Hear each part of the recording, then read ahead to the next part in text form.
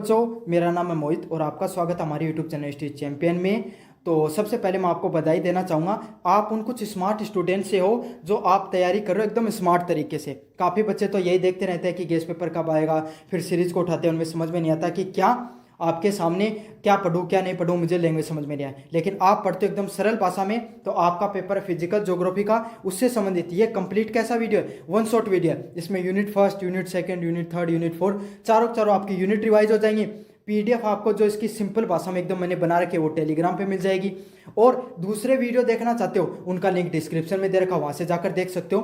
तो ये आपके सामने ये समझ लो पास होने का एकमात्र जरिया है। वो क्या है? यूनिवर्सिटी चैंपियन जो यूट्यूब चैनल पे जो मास्टर क्लास होती है, यहीं से बच्चे पढ़कर पास होते हैं। और जो मैं प्रश्न कराता हूँ वहाँ से 80% से ज़्यादा प्रश्न हुबहू देखने को मिलते हैं हमारी पीडीएफ से और हमारे मास्टर क्लास से। तो चलो पूरा वीडियो एंजॉय करो और मुझे कमेंट बॉक्स में बता देना कैसा लगा आपको वीडियो। यही तैयारी करते हैं, फिर हम कोई प्रोडक्ट या फिर एसएससी जीडी की तैयारी करते हैं, तो यहाँ पर प्रोडक्ट वाला लिंक दे रखा है, यहाँ से जाकर आप खरीद सकते हो।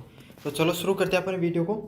वायुमंडल होता क्या है? देखो, वायुमंडल क्या होता है आप बताओ। आसपास के जो वातावरण में आप रहते हो, जो हवा वाला वातावरण है जिसको आप सिर्फ देख सकते हो, महसूस कर सकते हो, मतलब सिर्फ महसूस कर सकते हो, देख नहीं सकते हो, वही वायुमंडल है। तो वायुमंडल में वास्तविकता में होता क्या है? पृथ्वी के चारों ओर जो गैसों की जो परत होती हैं, उसी को किस नाम से जाना जाता है? वायुमंडल के नाम से जाना जाता है। आप शब्द से चीजों को समझा करो। वायु प्लस मंडल, तो ऐसा मंडल जो वायु से मिलकर बना हो, समझा? तो वायु मतलब गैसों से मिलकर बना हो।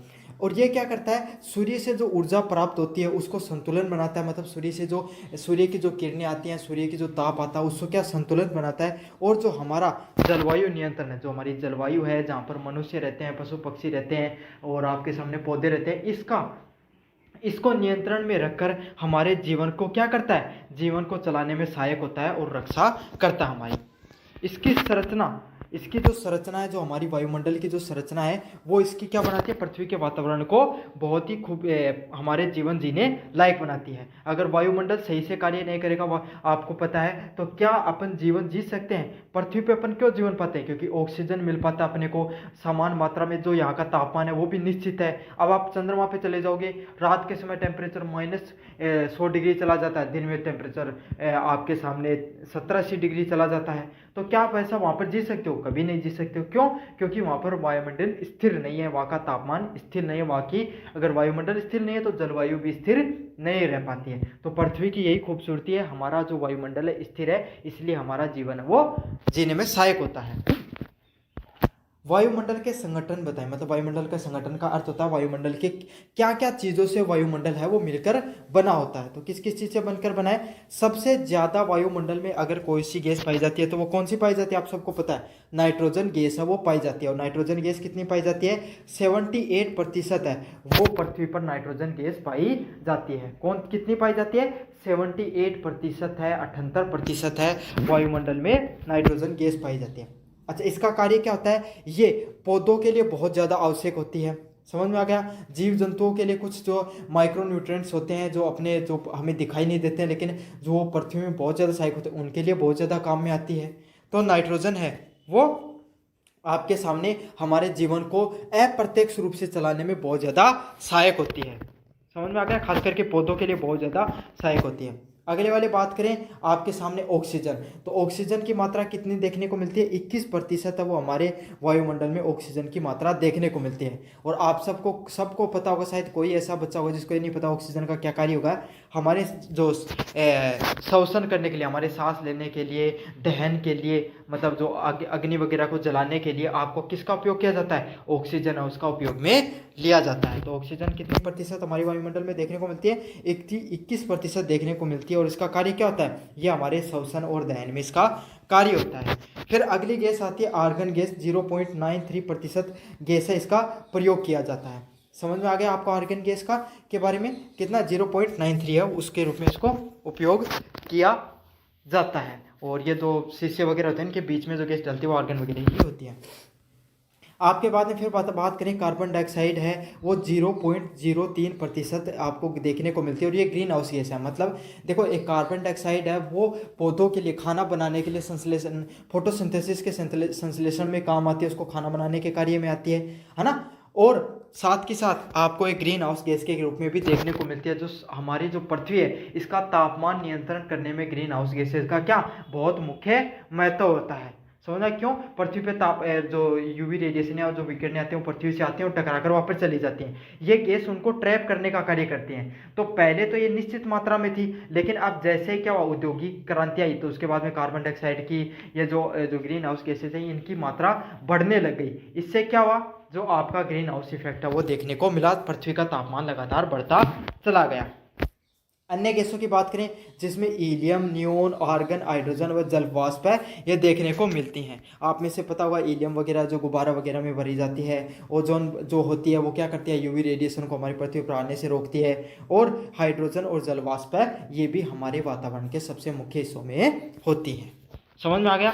अब इसकी आपका वायुमंडल की संरचनाएं किस किस प्रकार से होती है, मतलब कितनी प्रकार की इसकी परतें हैं, कितने प्रकार की इसकी संरचनाएं हैं। तो सबसे पहले इसकी जो परतों की बात करें, सबसे पहले आता है क्षोभ मंडल। क्या आता है? स्ट्रेटोस्फेयर। तो सबसे पहले क्या आता है? क्षोभ मंडल आता है। अब क्षोभ मंडल क्या होता है, हम अब आप जहां पर जो रहते हो, समझ में आ गया, वो क्षोभ मंडल ही है। ये कितना किलोमीटर होता है? ये लगभग 12 किलोमीटर तक आपको देखने को मिलता है। समझ में आ गया?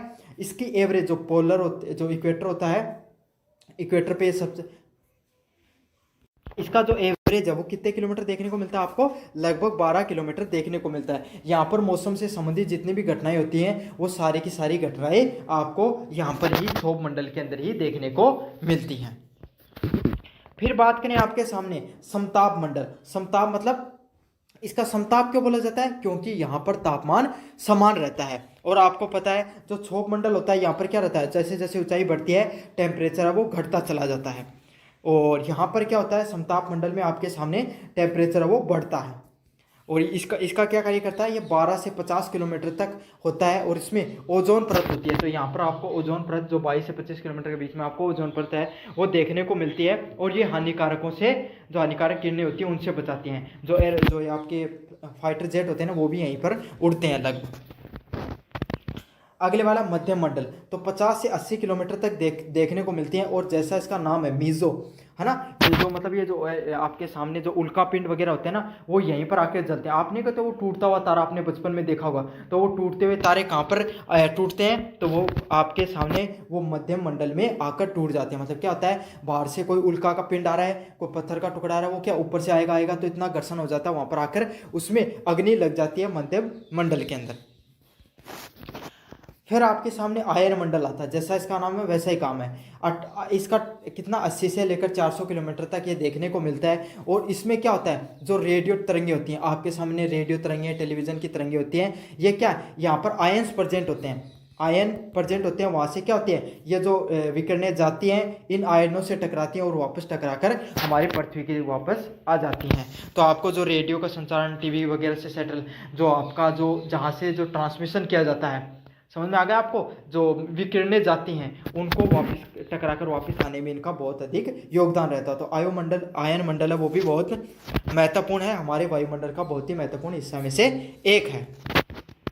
फिर अगले की बात करें, ब्रह्मंडल, एक्सोस्फीयर। एक्सोस्फीयर क्या होता है, 400 किलोमीटर से ऊपर आपका कौन सा पाया जाता है, ब्रह्मंडल पाया जाता है। और धीरे धीरे कहाँ पर हो जाता है, अंतरिक्ष में विलीन हो जाता है। तो सबसे बाहरी होता है आपके सामने ब्रह्मंडल, क्योंकि इसका नाम ही ब्रह्मंडल रखा गया है। तो 400 किलोमीटर से फिर अंतरिक्ष की तरफ ये चला जाता है। ऐसे है नहीं कि मतलब एकदम ऐसे फिक्स ही होता है कितने इतने किलोमीटर तक है, ये अनंत तक होती हैं फिर ये चीज़ें। समझ में आ गया आपको इतना चीज़ें। अब अपन इनका क्या महत्व है, इन सारी चीज़ों का, वायुमंडल का क्या महत्व है इसके बारे में अपन देखेंगे। सबसे पहले आपको पता है इसका क्या महत्व है, हमारे जीवन की रक्षा करना। तो आपको पता है जो सूर्य की किरणें होती है उसमें यूवी रेडिएशन होते हैं। यूवी क्या है, यूवी रेडिएशन होती हैं, एक अल्ट्रावायलेट रेज के नाम से जाना जाता है इनको। ये क्या होती है, हमारे शरीर के लिए बहुत ही ज़्यादा खतरनाक, मतलब फायदेमंद भी रहती हैं लेकिन खतरनाक भी रहती हैं। एक रेडियो एक्टिव है, मतलब रेडियो एक्टिव विकिरणें रहती हैं। और जैसे ये ओजोन मंडल पर टकराती हैं, तो ओजोन मंडल का जो O3 होता है, ऑक्सीजन के 3 मॉलिक्यूल से मिलकर ये बनी होती है ओजोन मंडल। तो इसमें क्या होता है, जैसे ये टकराती हैं तो जो खतरनाक किरणें होती हैं ना वो ओजोन परत है वो रोक लेती है, और जो हमारे शरीर के लिए सही होती हैं वो हमारे यहाँ पर पृथ्वी पर भेज दी जाती हैं। समझ में आ गया आपको। अब क्या होता है, अगर ये ओजोन परत नहीं होती तो ये सारी की सारी विकिरणें हमारी पृथ्वी पर आती, तो ना पेड़ पौधे रह पाते ना इंसान रह पाते। अब क्या, आपने सुना होगा कि ओजोन परत में छेद हो रहा है, तो उसका क्या नुकसान होता है, अंटार्कटिका पे देखा गया था वो। इससे क्या होता है, जो डायरेक्ट अगर यूवी रेडिएशन हमारे अगर मनुष्य के संपर्क में आती है तो आपको त्वचा का कैंसर भी हो सकता है।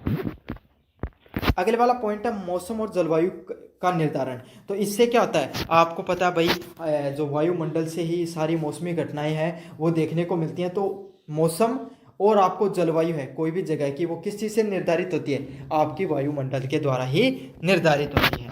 दूसरा आयन मंडल है, वहाँ पर आपको पता है रेडियो और जो संचार होता है, टेलीकम्युनिकेशन जितना भी देखने को मिलता है, उसका सारा का सारा क्या होता है, संचार है वो कहाँ से होता है, आपका आयन मंडल से ही देखने को मिलता है। अगले वाला पॉइंट है जल चक्कर और वर्षा की प्रक्रिया में सहायक। तो ये किस चीज़ में सहायक होती है आपको, जल चक्कर में और वर्षा में। तो बारिश है उसको करवाने में सहायक होती है, साथ के साथ ये क्या करती है भाई, आपको पता है वर्षा हो गई, फिर पानी पृथ्वी में चला गया, सूर्य की किरणें लगी तो वो वापस वाष्पीकरण होके जो आपका सामने आसमान में चला गया, मतलब और फिर से क्या, फिर से जो बारिश वर्षा होती है बादलों के द्वारा। तो ये जो जल चक्कर की प्रक्रिया चलती है और वर्षा की प्रक्रिया चलती है, जो इंसानों के लिए जल इतना महत्वपूर्ण है, उसको पूरा करने में वायुमंडल का बहुत बड़ा योगदान रहता है। तो यही है, जल चक्कर को पूरा करने में भी इनका बहुत बड़ा योगदान है। निष्कर्ष की बातें करें, वायुमंडल की संरचना और संगठन पृथ्वी पर जीवन संभव बनाती हैं। तो वायुमंडल की जो संरचना है और उसके जो संगठन है वो क्या करते हैं, पृथ्वी पर जीवन संभव बनाने का कार्य करते हैं। इनका कार्य ये है कि पृथ्वी पर जो जीवन है वो इनके वजह से संभव बनता है। इसकी परतें जैवमंडल की सुरक्षा करते हैं। जो हमारा ये वायुमंडल आप देखने को मिल रहा है, इसको सुरक्षा करने का कार्य होता है जलवायु विनियमन। तो जलवायु है जो टेम्परेचर को नियंत्रण करने का कार्य होता है और ऊर्जा को भी संतुलित करती हैं। तो ये सारे के सारे कार्य किसके होते हैं, आपके वायुमंडल के सारे कार्य देखने को मिलते हैं। बड़ा महत्वपूर्ण प्रश्न है। कैसा लगा आपको वीडियो जरूर से बताना, चैनल को जरूर से सब्सक्राइब कर देना और अपने दोस्तों को जरूर से शेयर कर देना। धन्यवाद। एग्जाम्पल लेके समझाऊं हमको, राजस्थान का एग्जाम्पल लीजिए, एकदम गर्मी पड़ती है, जम्मू कश्मीर में एकदम ठंड पड़ती है, साउथ में दक्षिण में जाओगे आप वहाँ पर आर्द्रता ज़्यादा देखने को मिलती है, नॉर्थ ईस्ट में जाओगे बरसात ज़्यादा होती है। अब भाई एक वोल्मिदर कैपेन थे, उन्होंने देखा कि ऐसा क्या एक सिस्टमेटिक तरीके से सभी चीज़ों को बनाए ताकि क्या हो सके, ताकि सारी जलवायु को हम समझ सकें और सारी दुनिया को भी ये समझा सकें चीज़ों के। तो इन्होंने क्या किया अपने द्वारा, वोल्मिदर कोपेन के द्वारा 1846 से 1940 के बीच में इनका जन्म है। तब इन्होंने 1900 के अंदर इन्होंने जलवायु का वर्गीकरण किया, मतलब सारी चीज़ों को, सारे मापदंडों को रखा इन्होंने कि कैसी कैसी जलवायु होती हैं। और फिर इसके आधार पे इन्होंने क्या एक मापदंड बना दिया कि भाई ये कोई एक बेसिक सा मापदंड है, किसी भी जगह को जलवायु समझने के लिए आपको ये बेसिक जो मापदंड है इनका उपयोग में ला सकते हो। इन्होंने क्या कर दिया, अब हर चीज़ में लिखा जाता है कि भाई साउथ में यहाँ आर्द्रता है, यहाँ गर्मी है, यहाँ ठंड है, ऐसे तो बहुत ज़्यादा चीज़ें कॉम्प्लेक्स हो जाती है, हर व्यक्ति समझ नहीं पाता। तो इन्होंने क्या किया, बहुत ही सिंपलीफाई कर दिया, बहुत ही साधारण रूप से चीज़ों को समझाकर पूरी दुनिया के सामने रख दिया ताकि कोई भी व्यक्ति है उन चीज़ों को आराम से समझ सके। और इन्होंने ये वर्गीकरण किस आधार पर किया था, मुख्यतः तापमान के आधार पर, वर्षा के आधार पे और वनस्पति के आधार पे इनके द्वारा ये वर्गीकरण किया गया था। किस किस के आधार पे किया गया था, तापमान के आधार पे, वर्षा के आधार पे और वनस्पति के आधार पे, किस किस प्रकार की वनस्पतियां पाई जाती हैं, किस प्रकार का तापमान पाया जाता है और किस प्रकार की कितनी वर्षा होती है, इन सब चीज़ों के आधार पर इन्होंने क्या किया, वर्गीकरण पूरी दुनिया के सामने करके रख दिया था। तो ये है आपके सामने कोपेन जी की पूरी वर्गीकरण, अपन अच्छे से देखेंगे। ये था आपका परिचय। वर्गीकरण का आधार क्या था, सबसे पहले आधार पता, भाई कोई भी चीज़ का वर्गीकरण कर रहे हो तो उसको ये तो पता होना चाहिए कि किस आधार पे कर रहे हैं। तो किस आधार पे किया इन्होंने, भाई कोई भी तापमान है, कोई भी इन्वायरमेंट है, वहाँ पर कितना वर्षा हो रही है, कितना तापमान है वहाँ के आसपास का और कितनी वर्षा होती है वहाँ पर। अगला क्या है, वर्षा और मौसमी वितरण, और वर्षा कितनी है और वहाँ का मौसम का वितरण कैसा देखने को मिलता है। पहला क्या है, तापमान कितना है, वर्षा कितनी होती है, पहला मापदंड। दूसरा क्या है, वर्षा और मौसम का वितरण, मतलब मौसम का क्या इन्वायरमेंट है, किस प्रकार का मौसम है वो। और तीसरा है किस प्रकार की वनस्पतियां वहां पर पाई जाती हैं। तो समझ लो यही तीन चार चीज रखी। पहले कि तापमान रखो कि भाई कितो तावड़ो पड़ा है, फिर कितनी वर्षा है, फिर कहाँ को मौसम है, और फिर कितना कहाँ का जीव जंतु ही या फिर कहाँ की वनस्पति उठे पाई जाए। समझ में आ गई? चार चीज ही थान बस सिर्फ याद करनी है एक अंदर। अब इनकी जो जलवायु है इसको इन्होंने क्या किया, 5 प्रमुख भागों में बांट दिया इनके द्वारा। तो इनकी जलवायु को इन्होंने क्या किया, 5 प्रमुख भागों में इनके द्वारा बांट दिया गया था। पहला क्या है, सबसे पहला भाग उष्ण कटिबंधीय ट्रॉपिकल क्लाइमेट। और इन्होंने क्या हर को नाम दिया था, ABCD के नाम से दिया था। तो सबसे पहले इन्होंने ए दिखाया, ए का क्या, ट्रॉपिकल क्लाइमेट के नाम से बताया, उष्ण कटिबंधीय वायु वर्षा तापमान। तो देखो जैसा कि नाम इसका उष्ण कटिबंधीय वर्षा जलवायु, तो यहाँ पर वर्षा नाम दिखाई दे रहा है आपको। सबसे पहले इन्होंने वर्षा को रखा, बारिश होती है जहाँ पर सबसे ज़्यादा, तो कैसा तापमान होगा, जहाँ पर साल भर उच्च तापमान हो, बहुत हाई टेम्परेचर पाया जाएगा, और साथ के साथ भारी वर्षा देखने को मिलेगी, मतलब बहुत ज़्यादा वर्षा देखने को मिलेगी। जैसे कि आपको पता है अमेजोन, अब अमेजोन के जो जंगल हैं, अब आपको पता है भाई वहाँ पर क्या होता है, आर्द्रता रहेगी हमेशा, जंगल रहेंगे तो हमेशा बरसात होगी, आर्द्रता रहेगी। क्या रहता है, एक बार बहुत तेज धूप निकल रही है, फिर अचानक से आपने देखा कि मौसम बदल गया, बारिश हो गई, फिर मूसलाधार बारिश हुई बहुत जोर की, फिर क्या थोड़ी देर बाद में क्या मौसम एकदम साफ हो गया, फिर आधे घंटे बाद में फिर बरसात हो गई। तो इस प्रकार की जो जलवायु जहाँ पर पाई जाती है उसको क्या कहा जाता है, उष्ण कटिबंधीय वर्षा जलवायु के नाम से जाना जाता है। और मुख्यतः ये कहाँ पर पाई जाती हैं, ये पाई जाती हैं जहाँ पर वर्षा जंगल हैं वो पाए जाते हैं। जैसे कांगो की घाटी हो गई, अमेजोन बेसिन हो गया, वहाँ पर ये पाई जाती है। क्यों, क्योंकि वहाँ पर बहुत ज़्यादा जो आपके जंगल वगैरह पाए जाते हैं, इसीलिए यहाँ पर ये उष्ण कटिबंधीय वर्षा जलवायु है वो पाई जाती है। अगले की बात करें शुष्क जलवायु, ड्राई क्लाइमेट। तो ड्राई क्लाइमेट कहाँ पर पाया जाता है, जहाँ पर वर्षा बहुत कम होती है और मरुस्थलीय पाया जाता है, यो है अफ्रीलोसो क्लाइमेट। समझ में आ गई? तो ये शुष्क, जैसा कि इसका नाम है, पहले वर्षा हुई, फिर तो उसने क्या कर दिया, दूसरा एकदम विपरीत रखा कि वर्षा होगी नहीं, एकदम शुष्क रहेगा। पहले वर्षा वाला रखा तो ए वर्षा वाला, फिर बी कौन सा, अच्छे से याद कर लो, शुष्क वाला, दोनों विपरीत। इसमें क्या था, वर्षा बहुत कम हो रही है, मतलब वर्षा बिल्कुल नहीं। अपने राजस्थान को एग्जाम्पल ले लो। फिर क्या, मरुस्थल होगा एकदम वहाँ पर, और अर्ध मरुस्थलीय क्षेत्र होंगे। जैसे राजस्थान का थार डेजर्ट या सहारा डेजर्ट है वो इसके उदाहरण है। तो राजस्थान का जो डेजर्ट है सहारा डेजर्ट, और जो राजस्थान का जो थार डेजर्ट है वो इसका उदाहरण है। अगले वाले की बात करें समशीतोष्ण। अब इसने गर्मी की बात करी, फिर एक और इसने विपरीत उदाहरण लिया, किसको, समशीतोष्ण, मतलब वार्म टेम्परेट क्लाइमेट। तो यहाँ पर क्या होगा, आपको थोड़ी थोड़ी सर्दी मिलेगी।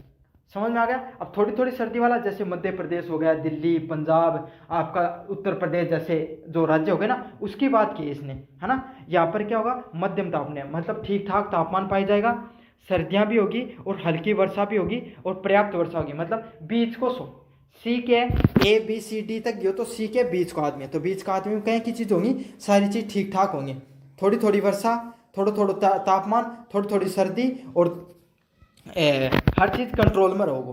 समझ में आ गई? तो हर चीज़ थोड़ा थोड़ा होता रहेगा इसके अंदर। तो सी का उदाहरण के लिए बताएं, भूमध्य सागरीय जो क्षेत्र है वहाँ पर ऐसी जलवायु पाई जाती है। तो जैसा नाम है वैसा काम है, भूमध्य बीच में पाया जाएगा, तो क्या होगा, बीच बीच की चीज़ें वहाँ पर देखने को मिलती हैं। तो भूमध्य सागरीय जो क्षेत्र होता है वहाँ पर इस प्रकार की जो जलवायु है वो देखने को मिलती है। ए में आपको अच्छे से याद कर लिया, अच्छे से वर्षा होगी, वहाँ पर उष्ण कटिबंधीय वर्षा के नाम से जाना जाता है। बी शुष्क, सी क्या होगा, जहाँ पर ठीक ठाक तापमान, ठीक ठाक आपका वर्षा, ठीक ठाक हर चीज़ पाई जाती है। फिर डी की बात करें, कोल्ड स्नो। अब क्या ठीक ठाक से अपन ज़्यादा की तरफ बढ़ रहे हैं, ऐसे फोर्स जहाँ पर क्या होती हैं, आपके सामने ठंडी, सर्दी और अधिक बर्फबारी देखने को मिलती है। जैसे कि अपना जम्मू कश्मीर वाला इलाका मान लो, यहाँ पर कैसा आपको देखने को मिलेगा, ठंडी ठंडी। डी से याद कर लो, ठंडी में दे आता ना कहीं पर, तो डी से याद कर लो। तो ठंडी जलवायु यहाँ पर देखने को मिलती है, जहाँ पे ठंड भी पड़ेगी, सर्दी भी देखने को मिलेगी और बहुत अधिक बर्फबारी भी देखने को मिलेगी। तो सारी की सारी चीज़ें इसमें से आपको देखने को मिलती हैं, ठंड भी होती है, सर्दी भी होती है और बर्फबारी भी वो भी देखने को मिलती है। उदाहरण के लिए अपना जम्मू कश्मीर हो गया, साइबेरिया जो कनाडा हो गया, वो इसका उदाहरण हो गया, साइबेरिया होगा, कनाडा हो गया। मतलब ये ऐसी जगह है जहाँ पर बर्फ तो पड़ती है लेकिन लोग हैं वो अपना जीवन है वो चला सकते हैं। समझ में आ गया? फिर कौन सा है, ई कौन सा होता है, ध्रुवीय। तो सबसे खतरनाक कहाँ पर ठंड पड़ती है, ध्रुवों में सबसे ज़्यादा खतरनाक है वो ठंड पड़ती है। तो यहाँ क्या होगा, बहुत ठंडा मौसम होगा और साल भर बर्फ से जो जलवायु है वो ढकी रहेगी। तो क्या होगा, बहुत ज़्यादा ठंड पड़ेगी ई के अंदर, और साल भर बर्फ से ढंका हुआ जैसे ग्रीन लैंड है और जो अंटार्कटिका वो पाया जाता है। अब एक बार फिर समझा दूं, ए बी सी डी और ई। तो ए में क्या होता है, ठीक ठाक वर्षा पाई जाए, मतलब बढ़िया लेवल की वर्षा होती है यहाँ पर। और कैसा होता है, तापमान भी बहुत अधिक देखने को मिलता है, तो सबसे ज़्यादा तापमान देखने को मिलेगा और वर्षा बहुत ज़्यादा होती है, तो उष्ण कटिबंधीय वर्षा जलवायु के नाम से जाना जाता है। उदाहरण उस अमेजोन के जंगल, कांगो बेसिन हो गया। बी की बात करूँ, बी के अंदर आपको क्या देखने को मिलता है, बी होती है यहाँ पर अर्ध शुष्क या शुष्क जलवायु। समझ में आ गया, जैसे सहारा का डेजर्ट हो गया, बहुत ज़्यादा गर्मी पड़ेगी, कुछ नहीं, वर्षा बिल्कुल नहीं होगी। समझ में आ गया, राजस्थान के थार डेजर्ट होगा। सी मैंने बताया था बीच का है, तो इसमें क्या होगा, ठीक ठाक गर्मी, ठीक ठाक सर्दी, हर चीज़ ठीक ठाक आपको देखने को मिलती है। भूमध्य क्षेत्रीय होता है, वहाँ पर ये देखने को मिलता है। डी क्या होती है, जहाँ पर ठंड है, मैंने डी से ठंड, बहुत ठीक ठाक बढ़िया लेवल की ठंड पड़ेगी, बर्फबारी रहती है, जैसे कनाडा हो गया, आपका साइबेरिया हो गया, अपने भारत की बात करें तो जम्मू कश्मीर हो गया। ई की बात क्या करें, यहाँ पर ई सबसे खतरनाक रूप से ठंड पड़ेगी, एकदम बहुत ज़्यादा, तो इसको किस नाम से जाना जाता है, ई के नाम से जाना जाता है। अगला क्या, कोपेन के वर्गीकरण की विशेषताएं। तो कोपेन के द्वारा जो वर्गीकरण किया गया उसकी क्या क्या विशेषताएं थी। जलवायु और वनस्पति के बीच में इन्होंने संबंध स्थापित किया, तो इनके द्वारा क्या किया गया, जलवायु और वनस्पति होती है उनके बीच में संबंध इन्होंने स्थापित किया कि भाई ये जो जलवायु है और वनस्पति दोनों का आधार रखा अपने जो वर्गीकरण करने के दौरान। क्यों, जिस प्रकार की जलवायु होगी वैसी वनस्पति देखने को मिलेगी, तो आपको आधार, तो आप इनके बीच में संबंध तो आराम से स्थापित कर सकते हो। अगला क्या, सरल और वैश्विक स्तर पे लागू। और ये जो आपका कोपेन के द्वारा जो वर्गीकरण किया गया, ये पूरी दुनिया में इसको बहुत आसानी से लोगों ने अपना लिया, पूरी दुनिया में बहुत आसानी से लागू भी हो गया था, क्योंकि बहुत सरल भाषा में इन्होंने चीज़ों को समझाया था, इसलिए हर व्यक्ति इसको अच्छे से समझ भी पाया। अगले क्या है, सांकेतिक अक्षर, जैसे A B C D E. अब आपको भी ये सारे अक्षर आपको इंग्लिश के अल्फ़ाबेट हैं, आपको सबको भी याद है, और मैंने इतने जैसे समझा दिया तो आपको आराम से समझ में भी आ गया। तो क्या है, इन्होंने सांकेतिक अक्षरों का उपयोग किया, और हर व्यक्ति इनको सांकेतिक अक्षर भी ऐसे उपयोग किए जो हर व्यक्ति आराम से समझ सकता था।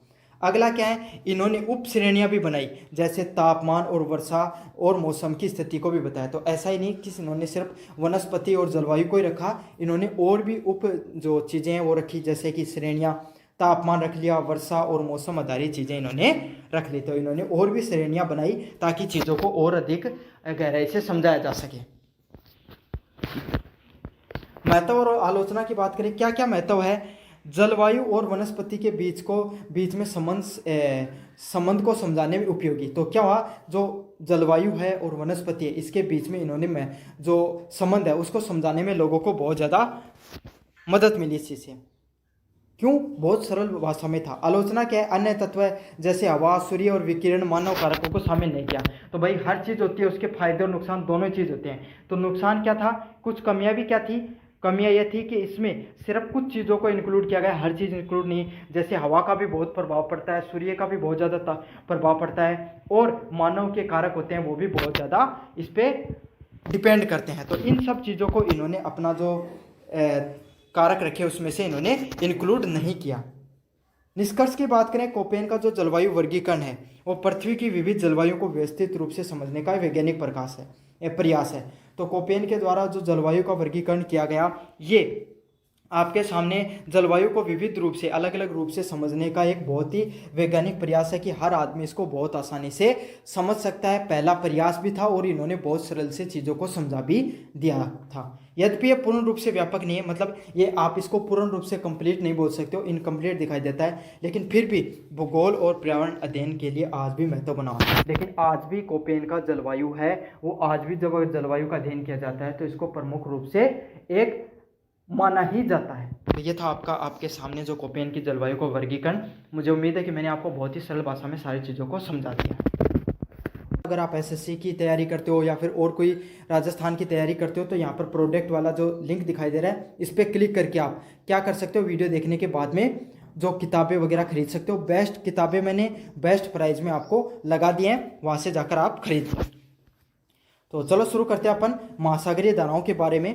तो महासागरीय धाराएं हैं, ये महासागर में जल की निरंतर गति के प्रभाव होते हैं। तो मैं आपको एक बात बताऊं, जैसे अपने यहाँ पर स्थल पर नदियाँ बहती हैं ना, ऐसे समुद्रों में नदियाँ भी बहती हैं। समुद्रों में क्या होता है, आपके सामने धाराएं जो ये लहर तो रहती हैं, लेकिन इसके साथ पानी की फिक्स धाराएं बहती हैं, उसमें ऐसे लगता है जैसे कि नदियाँ जा रही हैं। तो इनको क्या बोला जाता है आपके सामने, इनको ओशियन करंट, महासागरीय धाराओं के रूप में जाना जाता है। ये धारा सतही और गहरे दोनों स्तर पर पाई जाती है। मतलब कुछ होती हैं मतलब ऊपर के ऊपर, जो अपन लहर के रूप में जानते हैं, इनको तो आप क्या बोल सकते हो, महासागरीय की सतही धारा के रूप में, और कुछ नीचे भी बहती हैं जैसे नदियों के रूप में वो बहती रहती हैं। इसका निर्माण विभिन्न प्राकृतिक कारणों से होता है। और इनका निर्माण कैसे होता है, विभिन्न प्रकार के प्राकृतिक कारणों से होता है।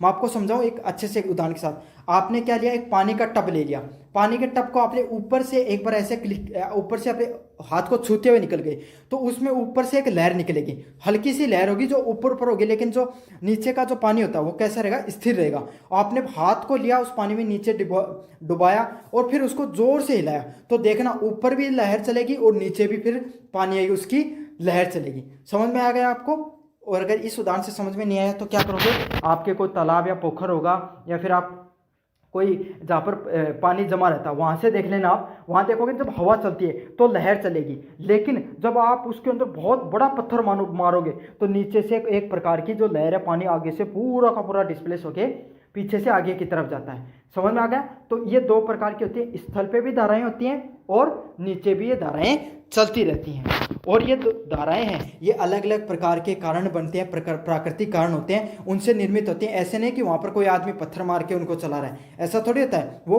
ऑटोमेटिक ही जो कैसे चल जाती हैं, प्राकृतिक कारणों से चलती हैं। इसमें पृथ्वी के जलवायु के कारण भी चलती हैं। पृथ्वी के जो जलवायु होते हैं इसके कारण इन धाराओं का निर्माण होता है। और ये जो धाराएं हैं इनका मानव जीवन पे बहुत ही गहरा प्रभाव देखने को मिलता है। अब बात करें महासागरीय धाराओं के क्या क्या कारण होते हैं, किस प्रकार से महासागरीय धाराएं आपको बनती हुई दिखाई देती हैं। सबसे पहला कारण है वो क्या होती है, हवाएं, पवन की वजह से जो हवाएं चलती हैं इस वजह से महासागरीय धाराएं हैं उनका निर्माण होता है। जैसे ग्रहों के बेल्ट, पवन बेल्ट जैसे व्यापारिक पवनें, पश्चिमी पवन महासागरीय धाराओं को गति प्रदान करती हैं। मैंने आपको स्टार्टिंग के उदाहरण में बताया था ना आपको, अभी वो पोखर वाला, हवा चलेगी तो क्या होता है, उससे लहर उत्पन्न होती है। तो ऐसे ही आपके सामने पवन बेल्टें होती हैं, अलग अलग प्रकार की तूफान देखने को मिलते हैं। कुछ फिक्स हवाएं चलती हैं, पछुआ हवाएं पवनें होगी, वो क्या करती हैं, समुद्र का जो स्थल होता है, ऊपर का जो सतह होती है उसको प्रभावित करती हैं और उससे उन धाराओं का निर्माण होता है। तो सबसे पहला कारण क्या हो गया, आपका जो पवन हो गया, हवा हो गई, इस वजह से इन जो आपकी जो धाराएं होती है, समुद्री धाराएं, उनका निर्माण होता है। अगले वाले कारण की बात करें, पृथ्वी का घूर्णन। तो पृथ्वी जब घूमती है ना तो इससे एक बल का निर्माण होता है, उसको क्या बोला जाता है, कोरियोलिस फोर्स के नाम से जाना जाता है। अच्छा, आपको पृथ्वी को अपन दो भागों में बांट के रखते हैं, आपको पता है, नॉर्थ स्फीयर, साउथ स्फीयर, उत्तरी और दक्षिणी। तो दक्षिण में ये कैसे चलता है, मतलब धाराएं चल रही हैं तो कैसे चलेंगी, साउथ जो दक्षिण में चलती हैं ऐसे दक्षिण दिशा की तरफ मुड़ेंगी, लेफ्ट दिशा की तरफ, आपका बायां हाथ है ना उसकी तरफ मुड़ेंगी। मतलब अगर समझ लो, ऐसे समझ लो, अगर पानी जा रहा है और दक्षिण भाग में जा रहा है तो किधर की तरफ मुड़ेगा, इधर दक्षिण की तरफ मुड़ेगा। और ये कोरियोलिस फोर्स आपका इक्वेटर पे आके जीरो हो जाता है, यहाँ पर ये नहीं लगता है। समझ में आ गया। और नॉर्थ में जा रहा है तो दाएं तरफ मुड़ेगा, इस तरीके से जाएगा, और साउथ में आपको इस तरीके से जाएगा। समझ आ गया। और यहाँ पर इसका कोई प्रभाव इतना ज़्यादा देखने को नहीं मिलता है, जो भूमध्य होता है ना यहाँ पर देखने को नहीं मिलता है, इक्वेटर पे नहीं देखने को मिलता है। साउथ में आपको लेफ्ट साइड में देखने को मिलता है और नॉर्थ में राइट साइड में देखने को मिलता है। समझ में आ गया। अगले वाला पॉइंट है तापमान में अंतर।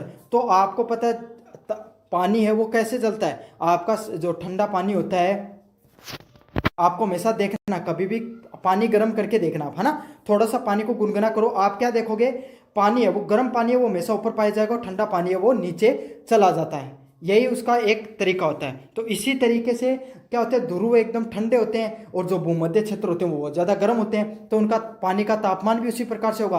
भूमध्य के आसपास बहुत ज़्यादा गर्म पानी देखने को मिलेगा और ध्रुवों के पास ठंडा पानी देखने को मिलेगा। इस वजह से क्या है, पानी की गति है वो लगातार बनी रहती है। इस वजह से पानी की गति बनी रहती है, क्यों, वो आगे पीछे होता रहता है ठंडे और गर्म होने के कारण। इस वजह से भी क्या होता है, ये जो आपके सामने महासागरीय धाराओं का निर्माण होता रहता है।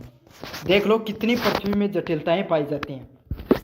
लवणता, लवणता क्या होती है? सैलिनिटी। मतलब अब आपको एक बात सोचो, एक चीज जो एक पानी है, कौन सा पानी है? जिसमें नमक घुला हुआ है, एक साधारण पानी है। जैसे ही आप उस साधारण मतलब जो नमक घुला हुआ पानी साधारण पानी में डालोगे, नमक वाला पानी है ना, वो नीचे बैठ जाएगा। क्यों बैठ जाएगा? उसका घनत्व ज़्यादा, उसकी डेंसिटी ज़्यादा है। और जिस चीज़ की घनत्व ज़्यादा होती है वो क्या हो जाता है? नीचे अपने आप बैठ जाता है। ऐसे समझ में नहीं आता, ऐसे समझ लो, आप एक शहद की बूंद लो और उसको पानी में डाल दो, डालते क्या शहद की बूंद तब नीचे चली जाएगी ना। क्यों? क्योंकि उसका घनत्व ज़्यादा था, भारी ज़्यादा ही जना नीचे बैठी। यहाँ समझ लो। तो यही है, नमक का पानी ज़्यादा क्या रहता है? भारी रहता है, इसलिए वो नीचे चला जाता है। तो इस वजह से भी जो क्या होता है, ये आपके धाराएं उत्पन्न होती हैं, वो भी आगे पीछे उनमें से ऊपर नीचे होती रहती हैं। आगे पीछे इसके वजह से होते रहते हैं, तापमान की वजह से, और ऊपर नीचे आपके सामने लवणता की वजह से होती रहती हैं। तो इस वजह से भी ये महासागरीय धाराएं हैं, उनका निर्माण होता है। अगले वाले पॉइंट की बात करें, समुद्री तलीय संरचनाएं। तो अलग अलग प्रकार की समुद्र में जो संरचनाएं पाई जाती हैं, जैसे महासागर पे कहाँ पर आपको स्थल देखने को मिलेंगे, कहाँ पर आपको पर्वत देखने को मिलेंगे, कहाँ पर चोटियां देखने को मिलती हैं। अब क्या हो गई, अब एक छोटी सी चीज़ समझो, यहाँ पर क्या एकदम स्थल था, समझ में आ गया। फिर क्या हुआ, यहाँ पर जो धाराएं वो चल रही थी, अचानक से बहुत ऊंचा पर्वत आ गया, इससे टकराई। अब क्या होगा, धाराओं ने अपना मुख मोड़ लिया, इधर की साइड से चली गई, इधर साइड वाली थी इधर की साइड चली गई। तो यही है, जो अलग अलग प्रकार की समुद्र का जो पट होता है, जो नीचे का इलाका होता है, वहाँ पर जलमग्न आपको पर्वत पाए जाते हैं, घाटियाँ पाई जाते हैं। उस वजह से क्या होता है, उनकी धाराओं में भी आपको दिशाएं बदल जाती हैं। अगले वाला प्रश्न की बात करें, महासागरीय धाराओं का प्रभाव। तो अब जो आपके सामने महासागरीय धाराएं होती हैं, इनका क्या प्रभाव होता है? अब इनका मैंने समझा दिया, उत्पन्न क्यों होती हैं बहुत आराम से समझाया। अब प्रभाव की बात करें, पहले बात है जलवायु पे प्रभाव।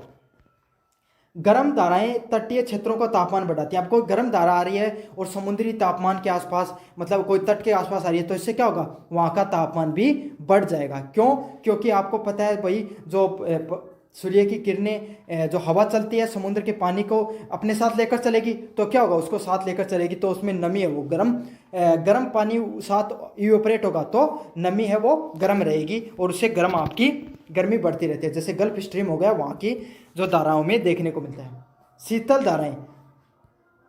अगले वाले प्रश्न की बात करें, वर्षा का प्रभाव। तो गर्म धाराएं अपने साथ लेकर चलते हैं, तो यहाँ से क्या होती है, गर्म धारा अपने साथ ज़्यादा पानी को इवेपोरेट करेंगी, ज़्यादा वाष्पीकरण करेंगी, और इससे क्या होता है, वर्षा होने की सबसे अधिक चांसेस रहते हैं। आपको पता है, जहाँ पे ठंडा जो जलवायु पाई जाती है, जैसे ठंडी जल धाराएं पाई जाती हैं, वहाँ पे सबसे ज़्यादा मरुस्थल देखने को मिलते हैं। और ठंडी जल धाराएं ना, कोई भी कॉन्टिनेंट है उसके लेफ्ट साइड में हमेशा पाई जाएंगी।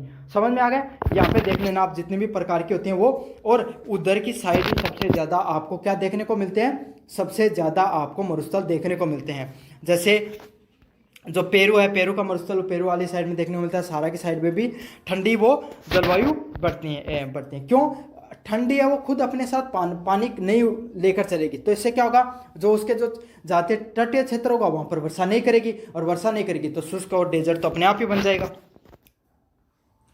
अगले वाला है मछली पालन में प्रभाव। तो ठंडी धाराएं पोषक तत्वों से भरपूर होती हैं, लेकिन जो ठंडी धाराएं होती हैं इनमें पोषक तत्व ज़्यादा होते हैं, और यहाँ पर क्या हो, मत्स्य पालन के लिए उपयुक्त क्षेत्र बनते हैं। देखो क्या होता है, जहाँ पर ठंडी धाराएं और गर्म धाराएं जहाँ पर आपस में टकराती हैं, वहाँ पर क्या हो जाता है, फोग या मिस्ट बनता है। मतलब ठंडी गर्म आपस में मिली, वहाँ पे एक कोहरा जम जाएगा। अब कोहरा जम जाता है ना, तो वहाँ पे मछलियाँ आती हैं दोनों, उनको समझ में नहीं आता कि अब हमें किधर की साइड जाना है, उनको मतलब अच्छे से चीज़ें दिखाई नहीं देती हैं। इस वजह से वहाँ पे बेस्ट हार्बर साइट बनती है, मतलब सबसे ज़्यादा मछली हैं वहाँ पर ही आपके सामने उनको पकड़ा जाता है। जैसे जो आपके सामने जो कनाडा या अमेरिका का क्षेत्र हो गया, और जापान का जो क्षेत्र होता है वहाँ पर, जापान का क्षेत्र होता है वहाँ पर वो पाए जाते हैं। जैसे पेरू और कैलिफोर्निया की जो धाराएं होती हैं वो भी इसके प्रमुख उदाहरण हैं।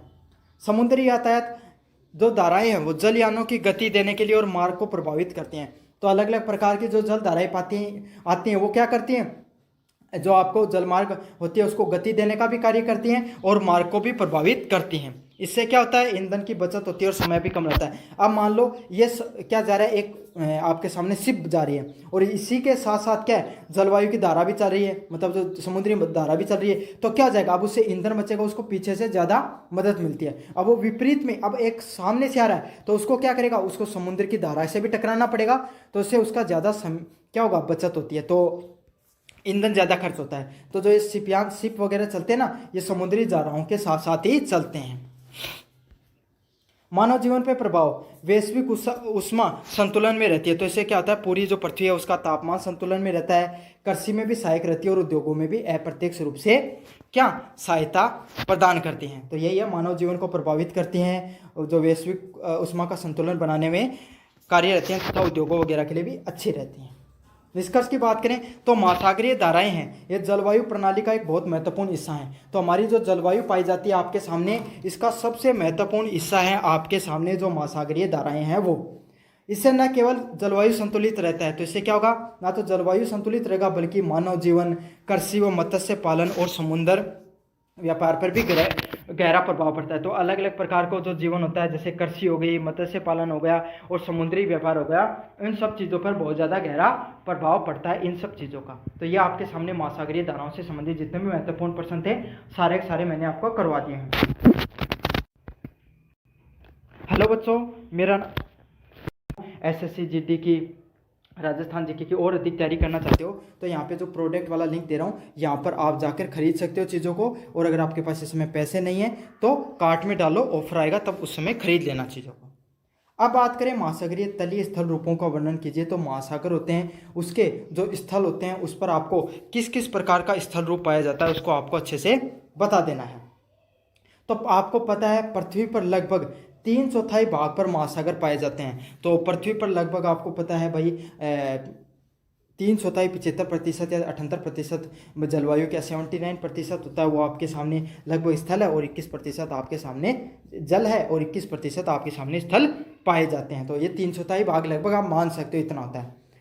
महासागरों के नीचे भी स्थल रूप पाए जाते हैं। जैसे पृथ्वी पे अलग अलग प्रकार की भूस्थल आकृतियां पाई जाती हैं, जैसे कि आप राजस्थान में हो, यहाँ पे रेत के टीले देखने को मिलेंगे। आप फिर थोड़ा आगे चले जाते हो, कहाँ पर, पंजाब के अंदर, पंजाब में आपको मैदानी इलाके देखने को मिलेंगे। फिर और आगे चले जाओगे जम्मू कश्मीर में आपको मैदानी वो पहाड़ी क्षेत्र देखने को मिलेगा। और फिर आप क्या करो, फिर घूम फिर के आप थोड़ा सा राजस्थान से नीचे की तरफ मुड़े, आप पहुंच गए गुजरात में, वहाँ पर कैसा मिलेगा आपको, जो तटीय क्षेत्र देखने को मिलेंगे। तो इस प्रकार की जो अलग अलग प्रकार की जो स्थल कृतियाँ पाई जाती हैं वो सिर्फ पृथ्वी पर ही नहीं पाई जाती है, मतलब स्थल पे नहीं पाई जाती हैं, वो महासागरों के नीचे भी पाई जाती हैं। तो आज अपन उसी के बारे में पढ़ेंगे। और जो स्थल रूप पाए जाते हैं उनको क्या कहा जाता है, जो महासागरों में जो स्थल रूप पाए जाते हैं अलग अलग प्रकार के, उन्हें क्या कहा जाता है, तलीय स्थल रूप के नाम से जाना जाता है। किस रूप से जाना जाता है, किस नाम से, तलीय स्थल रूप से जाना जाता है। यह स्थल रूप उतने ही विविध और जटिल होते हैं जितने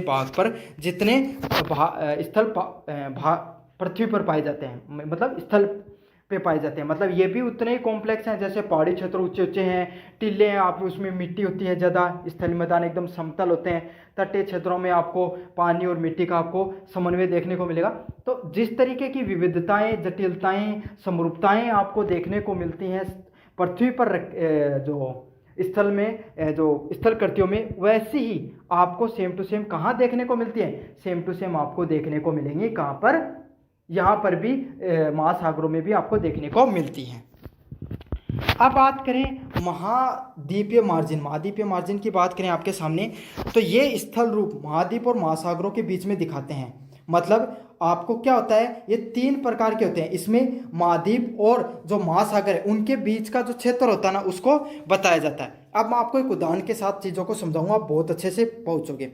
आप क्या किए, आप भागते हुए जा रहे थे, आपको पता नहीं था, ऐसे मतलब एक काल्पनिक सा उदाहरण बताऊंगा आपके सामने, ठीक है। आप क्या किए, ये स्थल था, यहाँ से दौड़ते दौड़ते जा रहे थे, यहाँ पर पानी था ना, आप, और आपने क्या किया, आप जो मतलब उससे थोड़ा सा समुद्र में नीचे की तरफ गए। इस उदाहरण से आपको अच्छे से समझनी है, ये समझ लो कि क्या हुआ, सारा का सारी पानी निकाल दिया गया समुद्रों का, अब खाली ज़मीन मिली। फिर आप भागते हुए जा रहे, फिर आपको अच्छे से समझ में आया। फिर क्या आपने क्या देखा, जैसे समुद्र था आप उसके किनारे पे पहुंचा, जैसे पानी शुरू होता था, आपने देखा वहाँ पे थोड़ी सी ढलान शुरू, मतलब क्या होता है, सेल्फ होता है, मतलब थोड़ा सा ऊंचा, मतलब गर्त सी ज़मीन होती है। क्यों, मिट्टी यहाँ पर आके बेली हो जाती है, उसको क्या बोला जाता है, सेल्फ बोला जाएगा। समझ में आ गया। जो थोड़ा सा उथला होता है, जहाँ पे खनिज वगैरह पाए जाते हैं, जो समुद्र होता है उसके 15-20 किलोमीटर में एक ऊंचा सा स्थान पाया जाएगा जो ज़्यादा गहरा नहीं होता है, ज़्यादा गहराई नहीं पाई जाएगी, मतलब ठीक ठाक ही गहराई होती है वहाँ पर।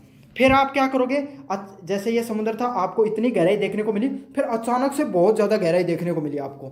उसको क्या बोला जाता है, महाद्वीपीय ढाल के नाम से जाना जाता है। पहले आप समुद्र में यहाँ पे तट पे पहुंचे, फिर आपको ज़्यादा गहराई नहीं, थोड़ी उथला हुआ सा क्षेत्र मिला, और फिर आपको ढाल देखने को मिली, और फिर क्या एक बार फिर से उठान देखने को आपको मिला था। फिर से समझाऊं, आप समुद्र में गए, यहाँ तक स्थल था, फिर आपको क्या थोड़ी सी गहराई देखने को मिली, फिर और बहुत ज़्यादा गहराई होगी, और फिर क्या थोड़ा सा उत्थान देखने को मिलता है। ये आपका जो 3 प्रकार होते हैं, इसको महाद्वीपीय मार्जिन के नाम से बोला जाता है। तो पहला होता है महाद्वीपीय शेल्फ। ये क्या होता है, तटवर्तीय क्षेत्र होता है। यहाँ पर क्या होता है, ये ज़्यादा मतलब गहराई नहीं होती है, उथला हुआ क्षेत्र रहता है, और समुद्री जीवन यहाँ पर व्यतीत होता है। जो समुद्र में जो मछुआरे वगैरह जो आपके सामने जो मछलियाँ वगैरह निकालने के लिए जाते हैं, और जितने भी जो तेल वगैरह निकलता है वो यहीं पर निकलता है। इसको क्या बोला जाता है, महाद्वीपीय शेल्फ के नाम से बोला जाता है। यहाँ पे खनिज भी सबसे ज़्यादा पाए जाते हैं, ये उथला हुआ क्षेत्र होता है, और यहाँ पर ये ज़्यादा गहराई भी नहीं देखने को मिलती है। अगला महाद्वीपीय ढाल।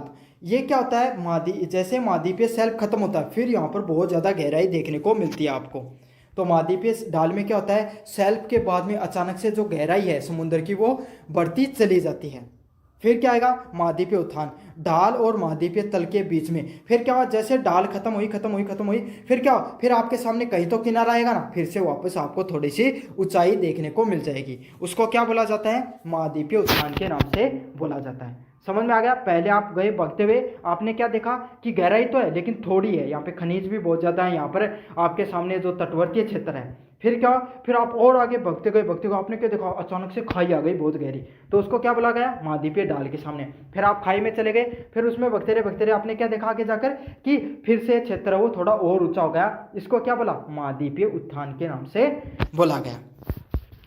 ये तो थी आपके सामने सारी की सारी चीज़ें। अब महाद्वीपीय गर्त, जो महाद्वीप होता है, जो समुद्री होते हैं, समुद्र होता है, उसके अंदर भी जो गर्त आपको जो खाई बताई थी, उसमें क्या क्या पाया जाता है। यह महाद्वीप की तली का सबसे विस्तृत और समतल भाग होता है। मतलब जो महाद्वीप की जो तली होती है वो उसका सबसे समतल, ऐसे समझ लो कि मैदान के जैसा होता है एकदम।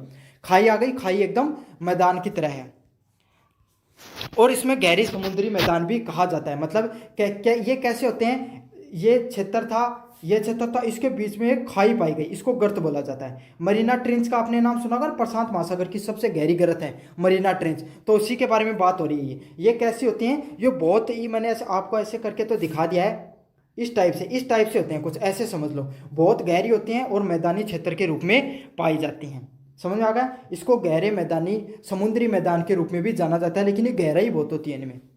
ये महीन उपसाद जमते रहते हैं और ज़मीन समतल होती है। और ये कैसे हो जाते हैं गहरे, मान लो ये ऐसे कि ऐसे थी पहले, अब यहाँ पर क्या हो, समुद्र की जो मिट्टी वगैरह है, खाद वगैरह है, जो आपके सामने अलग अलग चीज़ें जो जीव जंतु मर गए, को कचरा वगैरह आकर यहाँ पर जमा होता चला गया, तो ये क्या होते हैं, समतल मैदान यहाँ से बनते रहते हैं, और यहाँ पर भी बहुत अधिक खनिज है वो पाए जाते हैं। समझ में आ गया आपको। सबसे पहले आपको क्या है, यहाँ पर समुद्री मार्जिन देखने को मिलते हैं, जहाँ पर आप भाग के गए, आपने देखा शेल्फ आया मतलब उथला हुआ क्षेत्र, फिर आप और भगे, फिर आपने क्या देखा कि ढाल आ गए, ढाल मतलब गहराई आ गई, फिर आपने और भगे, आपने देखा कि ये तो क्षेत्र था, ये और ऊंचा होगा, इसको उत्थान के नाम से बोला गया। फिर आप क्या जा रहे थे, अचानक से भगते जा रहे थे, फिर आपने देखा कि एक बहुत गहराई है, बहुत गहरे खड्डा सा है, उसमें खड्डे में आपने नीचे देखा तो देखा कि एकदम मैदानी क्षेत्र पाया जा रहा है। इसको क्या बोला जाता है, महासागरीय गर्त के नाम से जाना जाता है। फिर अगला क्या पाया जाता है, मध्य महासागरीय पर्वतमालाएं। अब उसमें आपके सामने उन गर्त चली गई, फिर और आगे बढ़े आप, समझ में आ, तो आपने क्या देखा, पहाड़ आए अचानक से, समझ में आ गया। तो ये लंबी वलित पर्वतमालाएं होती है। तो आपको लगता है कि जो आपके सामने पहाड़ हैं, पर्वत हैं, ये सिर्फ कहाँ पर पाए जाते हैं, स्थल पर पाए जाते हैं, मतलब पृथ्वी के जो स्थल होता है ना भाग, वहीं पे पाए जाते हैं, ऐसा नहीं, समुद्र के अंदर भी जो है पर्वत पाए जाते हैं, और इनकी भी बड़ी बड़ी श्रृंखलाएं होती हैं, जो कहाँ पर होती हैं, महासागर की जो तली होती है ना, वहाँ पर देखने को मिलता है। ये भ्रंश, जलवायु और नवीन भूप्रकृति का निर्माण होता है। तो आपने नहीं सुनते हो कि समुद्र में क्या हो गई, जो जलवायु का विस्फोट हुआ, और इस ज्वालामुखी का विस्फोट हुआ, तो वो ज्वालामुखी का मुख्यतः विस्फोट उन पहाड़ियों में से ही आपको देखने को मिलता है। तो ये क्या होते हैं, इससे जलवायु हो गई, नवीन भूपट्टी हो गया, उसका निर्माण होता रहता है। क्यों? प्लेट आपस में टकराती रहती हैं, तो इनसे पहाड़ वगैरह का निर्माण हो जाता है, इनका भी ये भी ऊंचे ऊंचे होते हैं। तो ये मत समझा करो कि सिर्फ हमारे जो आपके स्थल पर ही पर्वत पाए जाते हैं, समुद्र में भी पर्वत पाए जाते हैं, समुद्र में भी खाइयाँ पाई जाती हैं, सारी चीज़ें समुद्र के अंदर भी होती हैं। फिर क्या है, गहरी गर्त और खाई और गर्तिका पाई गई। तो महासागर की तली में पाए जाने वाले सबसे सहरा और सकरा और गहरा था। तो ऊपर वाली कैसे थी, इस प्रकार की थी। अब क्या हो गई, एकदम गहरी, ऐसे गए, ऐसे ऐसे ऐसे। ये क्या होती है, दो प्लेट के बीच में जगह होती है ना, उसके बीच में जब वो दूर चलती चली जाती है तो क्या होता है, गहरी गर्त बन जाती है। इस प्रकार का क्षेत्र पाया जाता है। ये कैसे होती हैं, ये अपसारी व अभिसारी प्लेटों के मध्य स्थित होती है। मतलब दो प्लेटें होती हैं, इनके बीच में क्या तो वो पास आती हैं या फिर दूर जाती हैं। तो दूर जाती है ना, उन प्लेटों के बीच में क्या जो जमीन है वो क्या हो जाती है, धंस जाती है, और इस वजह से जो गहरी खाइयों का निर्माण हो जाता है। समझ में आ गया? जैसे मरीना गर्तिका वो उसका प्रमुख उदाहरण है। अगले वाले की बात करें, समुद्री पर्वत और द्वीप। तो जो समुद्र के जो पर्वत पाए जाते हैं और द्वीपों की बात करें, तो महासागर की तली में कई ज्वालामुखी पर्वत पाए जाते हैं। जो समुद्र की जो तली होती है ना, वहाँ पर अलग अलग प्रकार के ज्वालामुखी के पर्वत भी पाए जाते हैं। समझ में आ गया? क्योंकि आपस में प्लेट टकराती रहती हैं, जो तो इससे क्या होता है, ज्वालामुखी है उनका विस्फोट होता रहता है, उनके जो आपके सामने अलग अलग प्रकार के पर्वत भी पाए जाते हैं। इनमें से कुछ सतह पर पहुंचकर द्वीप का रूप ले लेते हैं। तो इसमें से कुछ क्या कहते हैं, मतलब तो बहुत ज़्यादा ज्वालामुखी विस्फोट होती रही जो लावा वो जमता रहा और वहाँ पर क्या हो गया, एक द्वीप का निर्माण हो गया। जबकि कई जल के भीतर रहते हैं और कई क्या होता है, जल के भीतर ही वो रह जाते हैं। तो कई क्या हो, लावा ठंडा होकर द्वीप का रूप ले लिया, और कहीं लावा ठंडा हो गया और मतलब जो समुद्र है वो उसकी ऊंचाई तक स्थल का रूप नहीं ले पाया और समुद्र के अंदर ही वो मौजूद रहते हैं। निष्कर्ष की बात करें, महासागरीय तलीय स्थल रूप पृथ्वी की भू आकृति और आंतरिक संरचनाओं को समझने में अत्यंत महत्वपूर्ण है। तो महासागरीय जो तल होता है, वहाँ पर पृथ्वी की जो भू आकृति होती है, उसकी जो आंतरिक संरचना को समझने में बहुत ही ज़्यादा महत्वपूर्ण होते हैं। तो ये आपका जो स्थल रूप है, ये आपको पृथ्वी की किस प्रकार की आकृति है, हमारे पृथ्वी की आंतरिक संरचना कैसे है, उन सब चीज़ों को समझने में बहुत ही ज़्यादा मददगार सिद्ध होते हैं। ये न केवल वैज्ञानिक दृष्टिकोण से सहायक हैं, तो ना सिर्फ हम वैज्ञानिक दृष्टिकोण से चीज़ों को समझ सकते हैं, बल्कि समुद्र में कहाँ खनिज पाए जाते हैं, कहाँ संसाधन है, मत्स्य उद्योग में भी भाई आपको पता है मछलियाँ कहाँ पर पाई जाती हैं, और नौ परिवहन, मतलब जो आपके सामने जो जलवायु परिवहन किया जाता है उसके लिए भी बहुत ज़्यादा महत्वपूर्ण है। तो ये आपके सामने पूरा प्रश्न था, मैंने आपको करवा दिया है, बहुत ज़्यादा मोस्ट इंपॉर्टेंट प्रश्न था। हेलो बच्चों, मेरा नाम है मोहित और आपका स्वागत है हमारे यूट्यूब चैनल हिस्ट्री चैंपियन में। तो जैसा कि आप जानते हो, आपका बीए सेकंड सेमेस्टर का जो ज्योग्राफी का पेपर होने वाला है, फिजिकल ज्योग्राफी, उससे संबंधित जितने भी इंपॉर्टेंट क्वेश्चन होने वाले, वेरी शॉर्ट टाइप क्वेश्चन, वो मैं आपको करवाने वाला हूँ। इससे पहले आपको क्या करना है, चैनल को सब्सक्राइब कर देना, वीडियो को लाइक कर देना और अपने दोस्तों को जरूर से शेयर कर देना। राजस्थान जीके की और एसएससी जीडी की अगर और कोई चीज़ चाहिए तो यहाँ पर प्रोडक्ट का लिंक दे रहा हूँ, सबसे सस्ती किताबें आपको यहाँ से देखने को मिल जाएंगी। पहले वाले प्रश्न की बात करें, वायुमंडल की संरचना और संगठन को परिभाषित कीजिए। तो वायुमंडल की संरचना क्या होती है और वायुमंडल और उसका संगठन क्या होता है, उसके बारे में आपको परिभाषा बतानी है। बात करें तो वायुमंडल के चारों ओर गैसों का क्या आवरण देखने को मिलता है। मतलब जो वायुमंडल होता है उसके आसपास क्या रहती है, आपको गैसें देखने को मिलती है। प्रमुख गैस जिसमें नाइट्रोजन 78%, ऑक्सीजन 21% व अन्य गैसें वो 1% देखने को मिलती हैं। इसके संगठन की बात करें तो इसके विभिन्न प्रकार पाए जाते हैं, जैसे ट्रोपोस्फेयर, स्ट्रेटोस्फेयर, मीजोस्फेयर, थर्मोस्फेयर व एक्सोस्फेयर है। ये सारे के सारे इसके क्या अलग अलग प्रकार के स्तर व चरण पाए जाते हैं, जिसके आधार पर इनको वर्गीकृत किया जाता है हर एक का। जैसे ट्रेटोस्फेयर में आपको जलवायु देखने को मिलती है, स्ट्रेटोस्फेयर में आपको ओजोन लेयर देखने को मिलती है, मीजोस्फेयर में आपको जो आपके उल्कापिंड जल जाते हैं, थर्मोस्फेयर में आपके आयनोस्फेयर में आपके सामने क्या देखने को मिलता है, जो आयंस जो रेडिएशन वगैरह का ट्रांसमिशन होता है। हर एक स्तर का अपना अपना कुछ कार्य होता है। इंसोलेशन और हीट बजट की व्याख्या कीजिए। इंसोलेशन और हीट बजट क्या होता है, देखो पृथ्वी है ना, पृथ्वी पर आपको पता है जो सूर्य की किरणें जब पृथ्वी पर आती हैं तो वो क्या होती हैं, वो आने के बाद में सूर्य की किरणें अपने साथ गर्मी लाती हैं, तो पृथ्वी की सतह से टकराने के बाद में जो विकिरणें वापस लौटकर अंतरिक्ष में चली जाती हैं, लेकिन सारी अंतरिक्ष में नहीं जा पाती हैं, कुछ विकिरणें वो यहीं पर रह जाती हैं। तो उसी को इंसोलेशन के नाम से बोला जाता है। समझ में आ गया? तो इंसोलेशन वो ऊर्जा जो सूर्य से पृथ्वी की सतह पर पहुंचती है, मतलब जो सूर्य से पृथ्वी की सतह पर पहुंचती है जो ऊर्जा, उसको इंसोलेशन के नाम से जाना जाता है। और हीट बजट वह संतुलन है जो कितनी ऊर्जा हमारे यहाँ पर आई और कितनी वापस गई। अब आपको पता है ग्रीन हाउस इफेक्ट कैसे होता है। हमारे जो गैस वगैरह होती हैं, इनका कार्य क्या होता है, जो अलग अलग प्रकार की गैस पाई जाती हैं, इनसे जो ऊर्जा पृथ्वी पर आती है, आ गई, उसके बाद में ये गैस उसको ट्रैप कर लेती हैं। पृथ्वी तो सारी ट्रांसमिट कर देती है, लेकिन ये जो गैस है वो उसको क्या, ऊर्जा को अपने अंदर रख लेती हैं। पहले क्या था, वो संतुलन बना रहता था, क्योंकि इतनी अपनी कार्बन डाइऑक्साइड वगैरह फिक्स मात्रा में थी, तो क्या होता था, वो जितनी जरूरत होती थी उतनी तापमान संतुलित बना रहता था। लेकिन अब कार्बन डाइऑक्साइड की मात्रा हो गई ज़्यादा, और अब ग्रीन हाउस इफेक्ट देखने को मिलता है और पृथ्वी का तापमान धीरे धीरे बढ़ रहा है। अगले वाला प्रश्न है, वायुमंडलीय तापमान का वितरण कैसे होता है। तो वायुमंडलीय तापमान भूमध्य रेखा से ध्रुवों की ओर घटता है। तो आपको पता है ये भूमध्य होता है, यहाँ पर सबसे ज़्यादा तापमान देखने को मिलता है। क्यों देखने को मिलता है, क्योंकि सूर्य की विकिरण है वो सीधी की सीधी यहाँ पर टकराती हैं, तो सबसे ज़्यादा तापमान यहाँ पर देखने को मिलता है। जैसे जैसे अपन आगे की तरफ जाते हैं ध्रुवों की तरफ, तो सूर्य की किरणें एकदम तिरछी पड़ती हैं, तो सबसे ज़्यादा ठंड है वो यहीं पर देखने को मिलती है। वर्षा, ऊंचाई, समुद्र और भूमि की स्थिति के हिसाब से भी तापमान प्रभावित होता है। और अलग अलग प्रकार की जो परिस्थितियाँ होती हैं, जैसे कि वर्षा कितनी होती है, ऊंचाई कितनी है, समुद्र से दूरी कितनी है। भाई समुद्र से जितनी ज़्यादा दूरी होगी उतना ज़्यादा कम है वो, उतना ज़्यादा वहाँ पर क्या है, तापमान देखने को मिलता है, क्योंकि जो सूर्य के पास वाली जगह होती है वहाँ की तापमान एकदम स्थिर रहता है। और ऊंचाई कितनी ज़्यादा, इतना ज़्यादा ऊंचाई पर उतनी ज़्यादा ठंड होगी, क्योंकि ऊंचाई के साथ जो ठंडक है वो बढ़ती है। अगले वाला प्रश्न है, वायुमंडलीय दाब क्या होता है। तो वायुमंडलीय दाब वह बल है जो, वायुमंडलीय दाब क्या होता है, वायुमंडलीय दाब वह दाब होता है जो वायु के द्वारा पृथ्वी पर लगाया जाता है। जैसे आप अपने हाथ को दबा रहे हो तो आप पर दबाव लग रहा है ना, ऐसे इतनी अपनी अपन सोचो आपके आसमान जो अपना अंतरिक्ष है उसमें कितनी सारी वायु है। अब उस वायु में वो होती तो बहुत हल्की है, लेकिन हल्की हल्की होती हुई कुछ तो वजन होता है ना, तो वो इतना दाब जितना लगाया जा रहा है वायु के द्वारा हमारे शरीर पर, उसको क्या बोला जाता है, वायुमंडलीय दाब लगाया जाता है। उपदाब वाली क्षेत्र होते हैं वहाँ ठंडी होती हैं और स्थिर हवा वाले होते हैं।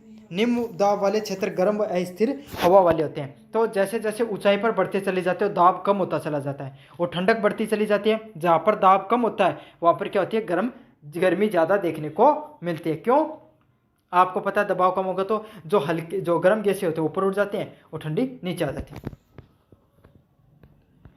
दबाव बेल्ट और वायु परिसंचरण को समझाइए। तो पृथ्वी पर 5 दबाव बेल्ट हैं अलग अलग प्रकार के जो बनाए गए हैं, जिसमें भूमध्य रेखा है 0 डिग्री पर, 30 डिग्री पर उच्च, 60 डिग्री पर कम, और ध्रुव पर सबसे ज़्यादा उच्च देखने को मिलती है।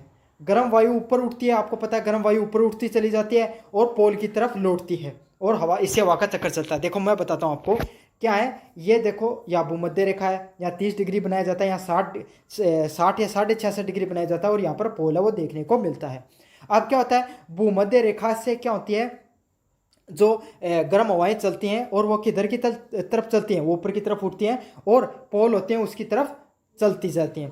पोल में जो ठंडी हवाएं होती हैं वो चलती हैं और किधर के साथ आ जाती हैं, आपकी भूमध्य रेखा की तरफ आती हैं। तो इस प्रकार से ये जो चक्कर है वो चलता रहता है। सौर और प्रादेशिक पवनों में क्या अंतर होता है, सौर ऊर्जाएं और प्रादेशिक पवनों में क्या अंतर होता है। तो सौर पवनें आपको दिन में चलती हैं, दिन और रात के तापमान भिन्न होने से बनती है। मतलब सौर पवनें कौन सी होंगी, दिन का तापमान और रात का तापमान अलग अलग होता है, तब सौर तब जो पवनें हैं वो देखने को मिलती हैं। प्रादेशिक स्थानीय पवनें छोटे क्षेत्र में तापमान और दबाव अंतर के कारण बनती हैं, और जो प्रादेशिक व स्थानीय पवनें वो कैसे बनती हैं, जो छोटा क्षेत्र होता है ना वहाँ पे तापमान और दबाव में अंतर देखने को मिलता है, इस कारण वो बनती हैं। जैसे कि समुद्र और भूमि की पवनें, तो जिसका उदाहरण क्या है, समुद्र और भूमि की पवनें हैं वो इसका प्रमुख उदाहरण है। 7 नंबर प्रश्न की बात करूँ, ग्रहगत आवधिक व स्थानीय पवनों में अंतर बताइए। तो ग्रहगत स्थानीय पवन स्थायी और बड़े क्षेत्रों में होती हैं। तो ग्रहगत और आवधिक व स्थानीय पवनें क्या होती हैं, ग्रहगत पवनें होती हैं वो स्थायी और बड़े क्षेत्रों में आपको देखने को मिलती हैं। आवधिक पवनें हैं वो आपको मौसमी होती हैं। तो आवधिक पवनें मौसमी होंगी, ग्रहगत आपको बड़े क्षेत्रों में देखने को मिलती हैं। और स्थानीय पवनें क्या होती हैं, छोटे क्षेत्र में जो दिन रात में आपको अंतर देखने को मिलता है तापमान में, उस वजह से बनती हैं। 8 नंबर प्रश्न है, ट्रॉपिकल वायु परिसंचरण को वर्णन कीजिए। तो ट्रॉपिकल क्षेत्र होता है, वहाँ पे गर्म हवा ऊपर उठती है और भूमध्य, तो आपको पता है ये ट्रॉपिकल क्षेत्र है, जैसे ये भूमध्य रेखा, यहाँ पर क्या गर्म हवा आती है वो क्या ऊपर की तरफ उठती है और जो ठंडी हवा आती है वो नीचे की तरफ आ जाती है। और वायु क्या होती है, जो आपकी जो भूमध्य रेखा से किधर की तरफ जाती है, पोल की तरफ जाती है। तो इससे क्या होता है, आपको 30 डिग्री पे उच्च दबाव देखने को मिलता है और जो ये चक्र पवन व्यापार पवन उपवनों को बनाता है। यहाँ पर क्या होता है, ये क्षेत्र है आपके सामने, भूमध्य रेखा से आपको किधर की साइड गई, आपके सामने ये गई पोलर की तरफ, पोल से, और पोल से इधर की साइड है। तो यहाँ पे 30 डिग्री पर एक ऐसा क्षेत्र बन जाता है जहाँ पर क्या सबसे ज़्यादा उच्च दबाव हो देखने को मिलता है, जहाँ पे ठंडी हवाएं और गर्म हवाएं आपको मिलती हुई दिखाई देती हैं। वायुमंडलीय तापमान और समुद्र और भूमि में क्या प्रभाव देखने को मिलता है। तो समुद्र का तापमान धीरे धीरे बदलता है। समुद्र का तापमान क्या आपको सबको पता है, समुद्र का तापमान एकदम फिक्स रहता है, एकदम स्थिर रहता है। भूमि क्या हो जाती है, जल्दी गर्म हो जाती है और जल्दी ही ठंडी हो जाती है। तो इससे क्या हो जाता है, समुद्र के निकट तापमान हमेशा स्थिर रहता है और अंदरूनी भूमि का तापमान है वो ज़्यादा गर्म रहता है। अब आप राजस्थान देखो, राजस्थान में कितनी ज़्यादा गर्मी पड़ती है ना, लेकिन क्यों पड़ती है, क्योंकि अपनी दूरी कितनी है, समुद्र से बहुत ज़्यादा दूर है, तो इसलिए अपनी दिन गर्म होते हैं बहुत ज़्यादा और रात को अपना टेम्परेचर वो ठंडा होता है। वहीं अगर अपन उदाहरण लें कहीं बाहर की जगह का, जैसे आपने मुंबई का ले लिया, कर्नाटक का ले लिया, वहाँ पर क्या रहता है, आपको स्थिर रहता है तापमान। क्यों ना, सर्दियों में भी स्थिर तापमान और गर्मियों में भी स्थिर तापमान, क्यों, समुद्र के पास का इलाका है वो। ऊंचाई के अनुसार वायुमंडलीय तापमान कैसे बदलता है, तो आपको पता है 1 किलोमीटर के ऊंचाई पर बढ़ने पर आपको 6.5 डिग्री सेंटीग्रेड का जो तापमान है वो क्या हो जाता है, कम होता दिखाई देता है। या आपके सामने जो यूनिट फर्स्ट है उसके जो बड़े वाले प्रश्न देखने को मिलते हैं वो सारे मैंने करा दिए हैं। वायुमंडल में मुख्य गैसें कौन सी है, नाइट्रोजन, ऑक्सीजन व अन्य गैसें हैं वो मुख्य गैसों के रूप में आपको वायुमंडल में देखने को मिलती हैं। वायुमंडलीय दाब का मापन की इकाई क्या है, तो हेक्टोपास्कल। हेक्टोपास्कल क्या आपके वायुमंडलीय दाब की तापमान की इकाई है। अगला क्या है, उच्च दाब वाले क्षेत्र में वायु स्थिर होती है और अस्थिर। तो उच्च दाब, जितना उच्च दाब देखने को मिलता है उतना ही तापमान वहाँ पर क्या आपको स्थिर देखने को मिलता है। समुद्र और भूमि की जो पवनें होती है उसमें क्या अंतर होता है, तापमान की भिन्नता देखने को मिलती है। भूमध्य रेखा पर दबाव कम होता है अधिक, तो बहुत कम दबाव देखने को मिलता है, क्योंकि आपके वहाँ पे गर्म गैसें ज़्यादा रहती है, तो गर्म गैसों में तापमान जो दाब है वो कम देखने को मिलता है। 2 नंबर यूनिट की बात करें, वायुमंडलीय नमी क्या क्या होती है। तो वायुमंडलीय नमी है वो 2 प्रकार की देखने को मिलती है, अपेक्षाकृत आर्द्रता, और जिसमें क्या होता है, हवा और जल वाष्प की अधिकतम जल वाष्पता का अनुमत होता है। देखो मैं बताता हूँ 2 प्रकार की होती है, कौन सी होती है, एक तो अपेक्षिकृत और दूसरी अब्सोल्यूट होती है। जहाँ पर क्या रहती है, यहाँ पर क्या होता है, कोई हवा चल रही है उसमें कितनी जल वाष्प है, मतलब कितनी हवा है और उसमें कितनी जल वाष्प है, तो ये अब्सोल्यूट होता है। मतलब रिलेटिव क्या होता है, आपका हवा अपोन में कितनी जल वाष्प अपोन में हवा की संख्या, तो इस हिसाब से ये रिलेटिव ह्यूमिडिटी निकलती है। और जो आपके सामने एब्सोल्यूट ह्यूमिडिटी होती है, पूर्ण आर्द्रता, इसमें क्या होती है, 1 घन मीटर हवा में कितनी आपको आर्द्रता देखने को मिलती है, उसको क्या बोला जाता है, वायुमंडलीय नमी के नाम से जाना जाता है। अगला है बादल निर्माण की प्रक्रिया को समझाइए। तो आपको पता है बादलों का निर्माण कब होता है, जब आपको वाष्प, जो छोटी छोटी जो वाष्पीकरण है, आपने पानी, छोटे से उदाहरण से समझो, पानी आपने बाहर पीकर थोड़ा सा पानी बच गया उसको बाहर फेंक दिया, भूमि पर गिरा, सूर्य के तापमान उस पर, सूर्य उससे की किरणें टकराती हैं, नमी से वो क्या होता है, वो पानी उठकर हवा में उड़ जाता है और ऐसे ऐसे पानी ऊपर उड़ता उड़ता वाष्पीकरण होता है, क्या हो जाता है, नमी का एक सैचुरेटेड पॉइंट आ जाता है। मतलब क्या हो गया, पहले इतनी सी नमी थी, फिर इतनी हो गई, फिर इतनी हो गई, फिर एक साथ इकट्ठी होकर एक बादल का निर्माण कर लिया। फिर क्या हो जाता है, ये बादल ऊपर की तरफ उठते हैं और फिर ओलों का रूप ले लेते हैं, फिर थोड़े नीचे की तरफ आते हैं और वर्षा कर देते हैं। तो इस प्रकार से ये पूरा बादलों के बनने का टाइप होता है। बादलों के मुख्य प्रकार की बात करें तो सबसे पहले होते हैं सिरस। सिरस कौन से प्रकार के बादल होते हैं, पतले और ऊंचाई पर, जो आपको एकदम पतले पतले जो बादल दिखाई देते हैं ना बहुत ज़्यादा ऊंचाई पर, उनको सिरस बोला जाता है। अगला है कुमुलस, कुमुलस कहते हैं गुब्बारे जैसे, रुईदार, ऐसे ऐसे जो आपको अलग अलग स्ट्रक्चर वाले जो आपको देखने को मिलते हैं ना, वो कुमुलस होते हैं। समझ रहे? कंबल से याद करो, कंबल टाइप में, मतलब एकदम गुब्बारे के जैसे याद कर लो। स्टेटस कैसे होते हैं? परत, तो ऐसी ऐसी लकीर लकीर सी रहती है ना, जब एकदम मौसम साफ रहता है तब थोड़ी थोड़ी लकीर सी होती हैं, उनको स्टेटस से याद कर लेते हैं। तो स्टेटस समझ लो, पतला स्टेटस उसका। और निम्बस कौन से होते हैं? ऐसे निम्बस क्या होता है जिनके अंदर बहुत ज़्यादा बरसात हो, जो काले और घनघोर बादल होते हैं ना, उनको निम्बस के नाम से जाना जाता है। वर्षा के प्रकार कितने होते हैं? तो देखो, वर्षा के अलग अलग प्रकार होते हैं, जिसमें सबसे पहले होती है हिमनंद वर्षा। हिमनंद वर्षा कौन सी होती है?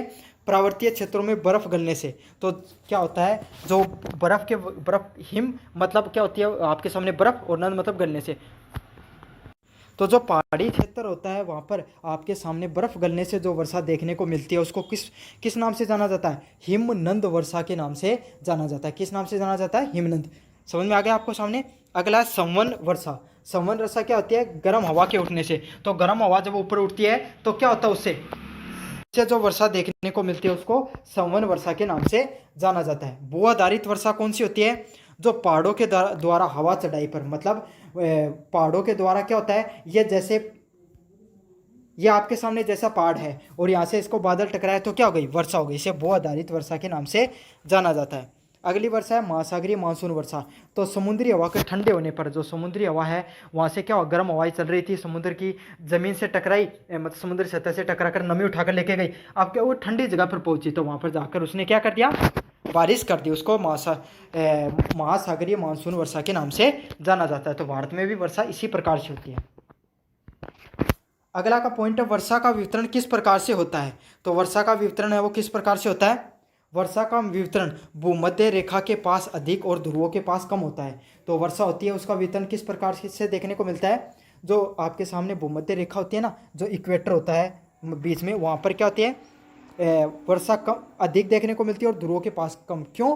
क्योंकि यहाँ पर गर्म हवाएं चलती है और गर्म हवाएं अपने साथ नमी लेकर चलती हैं। वहाँ पर क्या होती है? थोड़ा सा तापमान बढ़ा, बारिश हो गई, फिर मौसम खुला, फिर तापमान बढ़ा, फिर बारिश हो गई, क्योंकि गर्म हवाएं चलती हैं और गर्म हवाएं अपने साथ नमी को कैरी करती हैं। और जो पोलर में ध्रुव होते हैं वहाँ पर ठंडी हवाएं चलती हैं और ठंडी हवाओं में नमी नहीं होती है, इस वजह से वहाँ पर बारिश कम देखने को मिलती है। एयर मासेज, वायु द्रव और फ्रंट्स क्या होते हैं? तो वायु द्रव बड़ी मात्रा में वायु होते हैं जो समान तापमान और नमी की विशेषता रखते हैं। मतलब वायु द्रव क्या होते हैं? बड़ी मात्रा में जो वायु की मात्रा देखने को मिलती है उसको बोलते हैं, जो समान तापमान और नमी की विशेषता होती है, जिनमें क्या होता है? टेम्परेचर भी सेम रहता है और नमी है वो भी समान देखने को मिलती है। फ्रंट दो अलग अलग द्रवों के मिलने से होते हैं, और दो अलग अलग वायु के प्रकार जब आपस में मिलते हैं तो क्या हो जाता है? वो आपके सामने वायु द्रव्यमान देखने को मिलता है। ठंडी और गर्म हवा का सामना होने से बादल और वर्षा बनती है। तो आपके सामने एक तरफ ठंडी हवा थी, दूसरी तरफ गर्म हवा, आपस में टकराए, गर्जन हुई और बारिश देखने को मिलती है। तो अलग अलग प्रकार के जो वायु के दबाव देखने को मिलते हैं, एक तरफ जो ठंडी हवा है, एक तरफ गर्म हवा है, इस तरीके से अलग अलग हवा का बड़ा मास आपको देखने को मिलता है, उसको वायु द्रव्य के नाम से जाना जाता है। अगला वाला प्रकार है उष्ण कटिबंधीय और जो समशीतोष्ण चक्रवात में अंतर समझाइए। तो देखो, उष्ण कटिबंधीय चक्रवात ट्रॉपिकल जो साइक्लोन होते हैं वो कौन से होते हैं? ये भूमध्य रेखा के पास आपको ज़्यादातर देखने को मिलते हैं। क्यों? क्योंकि ये गर्म क्षेत्र होते हैं, यहाँ पर महासागरों में बनते हैं, गर्म महासागरों में बनते हैं भूमध्य रेखा के आसपास। और आपको पता है, अब जो हल्की हवा होती है वो अपनी तेज़ी से बहती है, आपको भी पता है। भारी हवा तो थोड़ी हल्की धीरे धीरे बहेगी। तो ये बहुत तेज़ चक्रवात आपको देखने को मिलते हैं। और गर्म होते हैं तो आपके गर्म हवाओं से बने होते हैं, तो इससे क्या होता है? इससे भारी बारिश भी देखने को मिलती है। समशीतोष्ण चक्रवात कैसे होते हैं? टेम्परेट, मतलब ठंडे चक्रवात। इनमें जो हवा होती है वो कैसी होती है? आपके सामने ठंडी हवा बहती है और थोड़ी हल्की और धीमी बहती है। इससे क्या होती है? ज़्यादा वर्षा नहीं आती है।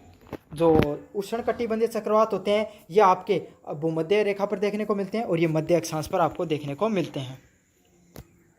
कोपेन और थ्रोनथावाइट के अनुसार जलवायु का वर्गीकरण क्या है? तो कोपेन प्रणाली तापमान और वर्षा पर आधारित होती है। तो जो कोपेन की प्रणाली है वो किस पर आधारित? आपकी तापमान और वर्षा पर आधारित होती है कोपेन प्रणाली। और थानवाइट की प्रणाली है वो जल संतुलन पर आधारित होती है, जिसमें वाष्पीकरण की उत्सर्जन पर आधारित है। मतलब कोपेन ने क्या बताया कि वर्षा कितनी हो रही है आपके सामने और तापमान कितना है, ABCD E के आप हिसाब से होता है ना। और थॉर्नथवाइट ने किस पे बताया आपको, वाष्पीकरण पे, कितनी ज़्यादा ह्यूमिडिटी और जो इवेपोरेशन हो रहा है इस आधार पे। दोनों ही जलवायु के अध्ययन के लिए मतलब सबसे ज़्यादा मददगार सिद्ध होती हैं। ग्लोबल वार्मिंग की बात करें तो ग्लोबल वार्मिंग क्या होती है, पृथ्वी का जो लगातार तापमान बढ़ता हुआ दिखाई देता है उसको क्या कहा जाता है, ग्लोबल वार्मिंग के नाम से जाना जाता है।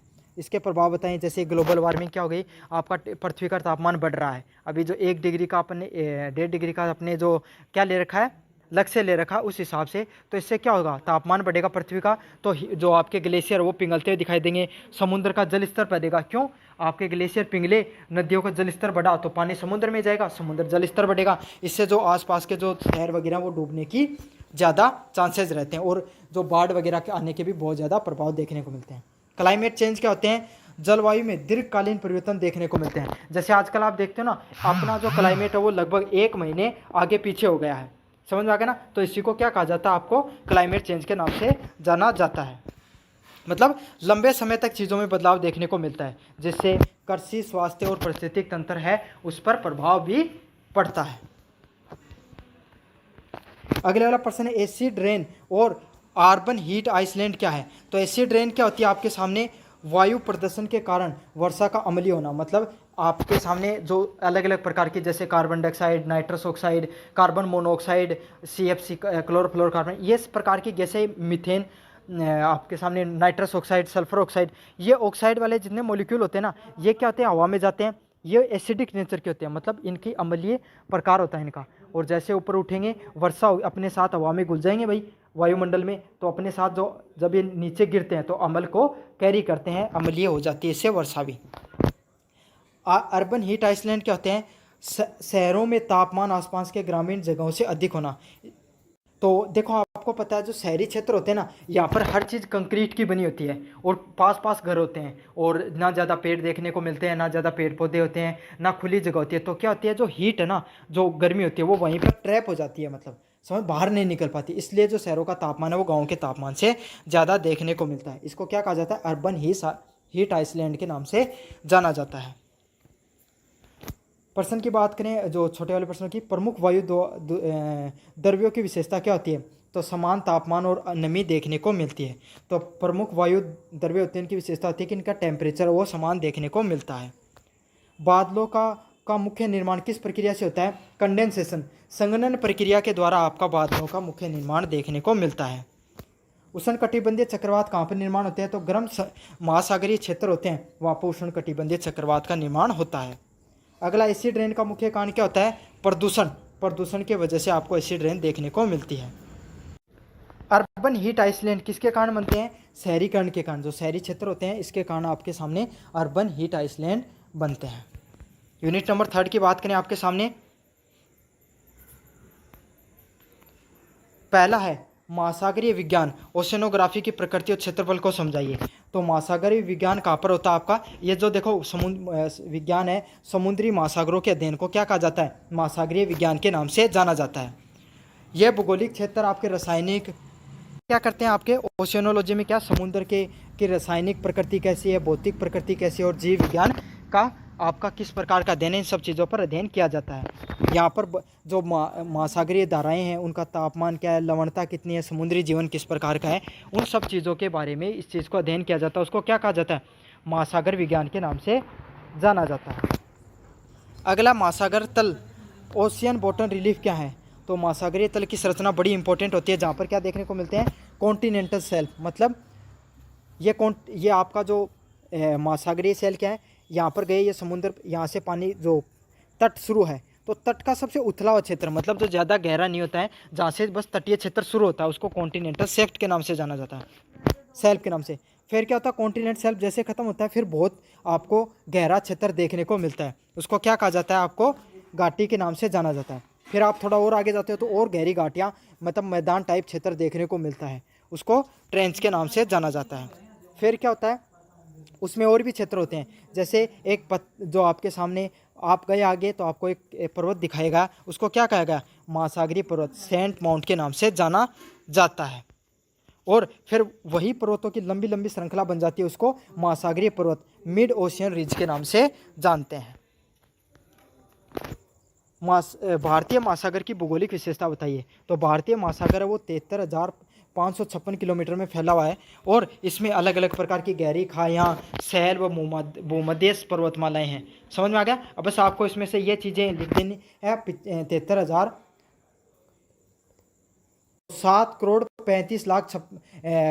7,35,56,000 वर्ग किलोमीटर में फैला हुआ है। गलत बोल दिया था मैंने, 73,000।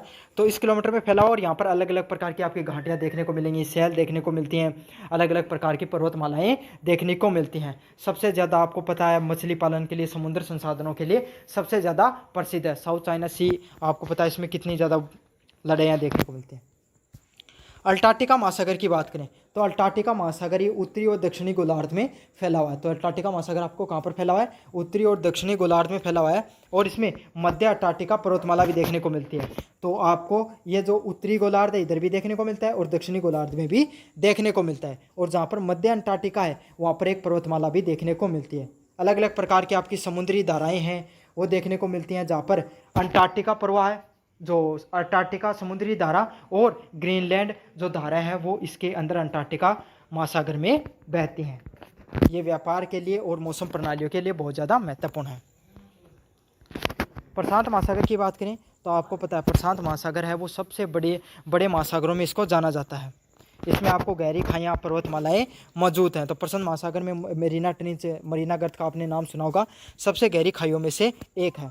यह आपको मौसम में चक्रवात को बनाना, समुद्री जीवन और व्यापारिक मार्गों के लिए सबसे ज़्यादा महत्वपूर्ण है। जलवायु, वर्षा व समुद्री धाराओं पर भी इसका क्या बहुत ही व्यापक रूप से प्रभाव देखने को मिलता है, क्योंकि भाई सबसे गहरा है, सबसे बड़ा है, सबसे ज़्यादा जैव विविधता यहाँ पर देखने को मिलती हैं। तो सबसे ज़्यादा यही उसकी मुख्य विशेषताएँ हैं। महासागर का तापमान वितरण कैसा होता है?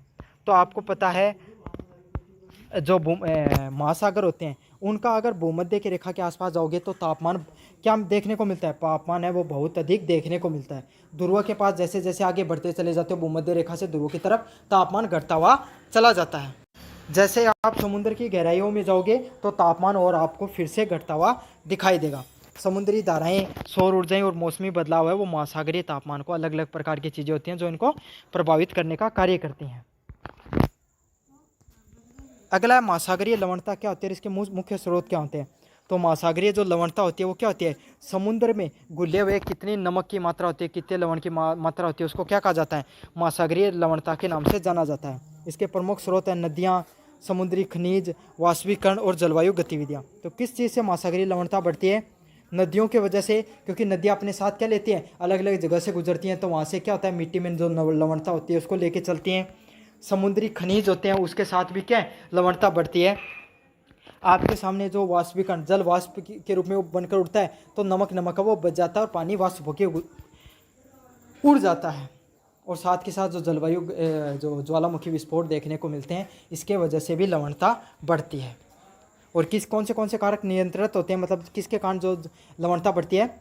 वाष्पीकरण से, वर्षा से, समुद्री धाराओं से और तापमान से, इन सब चीज़ों का नियंत्रण देखने को मिलता है। ओशन डिपॉजिट कितने प्रकार के होते हैं? तो 3 प्रकार के होते हैं। इसमें से आपके सामने सबसे पहला होता है भौतिक अवसाद। भौतिक अवसाद क्या होंगे? फिजिकल डिपॉजिट होते हैं, जहाँ पे रेत देखने को मिलेगी, चिकनी मिट्टी होती है। जो नदियाँ होती हैं वो अपने साथ जो आपके जो नदियों का जो मुहाना होता है वहाँ पर समुद्र में गिरती है, उस समय डेल्टा बोला जाता है। वहाँ पर आपको चिकनी मिट्टी, तलछट, रेत देखने को मिलती है, उसको क्या कहा जाता है? भौतिक अवसाद के नाम से जाना जाता है। अगला क्या होगा? केमिकल अवसाद, मतलब केमिकल डिपॉजिट या रासायनिक अपवाद, जहाँ पर आपको लवणता और धातु यौगिक देखने को मिलते हैं। क्या क्या प्रकार के देखने को मिलते हैं? आपको धातु देखने को मिलते हैं और लवणता देखने को मिलती है। अगले जैविक अवसाद होते हैं, जहाँ पर क्या होते हैं? जो जीव जंतुओं से संबंधित चीज़ें देखने को मिलती है, जैसे कोरल, शंख, प्लांक्टन अवशेष देखने को मिलते हैं। महासागरीय लवणता का कैसे वितरण होता है? तो महासागरीय लवणता भूमध्य रेखा के पास अधिक होती है और ध्रुव के पास अधिक होती है। क्यों होती है ऐसी? भूमध्य रेखा के पास वाष्पीकरण सबसे ज़्यादा देखने को मिलता है, तापमान अधिक होता है तो वाष्पीकरण ज़्यादा देखने को मिलता है, इसलिए नमक है लवणता की मात्रा बढ़ जाती है। और ध्रुव पे आपको वाष्पीकरण कम होता है तो लवणता भी कम देखने को मिलती है। महासागरीय विज्ञान क्यों महत्वपूर्ण है? तो महासागरीय विज्ञान से हम समुद्री जो संसाधन, किस किस प्रकार के संसाधन मिलते हैं, कैसी जलवायु देखने को मिलती है, कैसा वहाँ पर मौसम है, व्यापार की गतिविधियाँ कैसे हैं, ये सारी चीज़ें हम अच्छे से समझ पाते हैं। समझ में आएंगे आगे आपको अच्छे से। जिससे क्या होगा, मछली पालन, तेल, खनिज हो गया और समुद्री जो परिवहन है और प्राकृतिक आपदाओं को अपन बच्चे अच्छे से क्या कर सकते हैं, रिसर्च कर सकते हैं इन सब चीज़ों पे। जिससे मछली पालन को समझ सकते हैं, तेल और खनिज संसाधनों के बारे में अपन अच्छे से अध्ययन कर सकते हैं। अगला क्या, महासागरीय तल का सबसे ऊंचा भाग क्या कहलाता है? जो सी माउंट होते हैं ना, जो सबसे ऊंचे चोटी होती है, उसको क्या जाना जाता है? महासागरीय पर्वत या सी माउंट के नाम से जाना जाता है। महासागर की सबसे गहरी खाई को क्या कहा जाता है? ट्रेंच या खाई के नाम से जाना जाता है। महासागरीय लवणता मापन की इकाई क्या है? पीपीटी, पार्ट्स पर थाउजेंड, मतलब कि 1000 जो मॉलिक्यूल पे कितने आपके लवणता की मात्रा पाई जाती है। और सबसे खारा समुद्र कौन सा, आपको ये कमेंट बॉक्स में बताना है। भारतीय महासागरों की प्रमुख पर्वतमाला कौन सी है? तो मध्य भारतीय महासागरीय पर्वतमाला देखने को मिलती है। महासागर अवसाद के जैविक प्रकार कौन से होते हैं? कोरल व प्लांक्टन वो अवशेष है, वो महासागरीय अवसाद के जैविक प्रकारों में आते हैं। तो आपके सामने अब एक चीज़ मैं 1 मिनट के लिए आपको रोकना चाहूँगा। तो आपको अगर कोई एसएससी जीडी की तैयारी करता है, राजस्थान जीके की तैयारी करता है, तो आपको यहाँ पर जो प्रोडक्ट वाला लिंक दिखाई दे रहा है, यहाँ पर जाके आप चीज़ें खरीद सकते हो। बेस्ट प्राइस में आपको देखने को मिल रही हैं। और अगर आपके पास पैसे नहीं है तो अपने कार्ट में ऐड कर लो, जब ऑफर आए तब आप खरीद लेना। महासागरीय धाराएं क्या है और इन्हें प्रभावित करने वाले कारक क्या होते हैं? तो महासागरीय धाराएं सतह और गहरे दोनों पर देखने को मिलती हैं। तो मैंने ये तो प्रश्न पहले ही करवा दिया आपको, ये नहीं कराऊंगा मैं। वीडियो देख लो आप, जो मैंने प्लेलिस्ट में डिस्क्रिप्शन दे रहा हूँ, लॉन्ग टाइप वीडियो देख लेना, वहाँ से ये प्रश्न मैंने पहले ही करवा रखा है। महासागरीय धाराओं के कितने प्रकार होते हैं? तो 2 प्रकार के देखने को मिलती हैं आपको, सतही धाराएं और गहरी धाराएं। सतही धारा क्या होती है? जो समुद्र की सतह के ऊपर जो प्रकार की धारा चलती है, उसको सतही धारा के नाम से जाना जाता है। अगला क्या, गहरी धाराएं। तो तापमान और लवणता के अंतर से जो नीचे की तरफ, सतह से नीचे जो धाराएं बहती हैं नदियों के रूप में, उसको क्या कहा जाता है? गहरी धाराओं के नाम से जाना जाता है। जैसे गल्फ स्ट्रीम सतही धारा है और कनरी धाराएं वो कैसे हैं? गहरी धाराओं के नाम से जाना जाता है। महासागरीय धाराओं के क्या प्रभाव होते हैं? महासागरीय धाराएं तापमान, जलवायु, समुद्री जीवन, मछली पालन, समुद्री व्यापार और तटीय मौसम प्रणाली को प्रभावित करते हैं।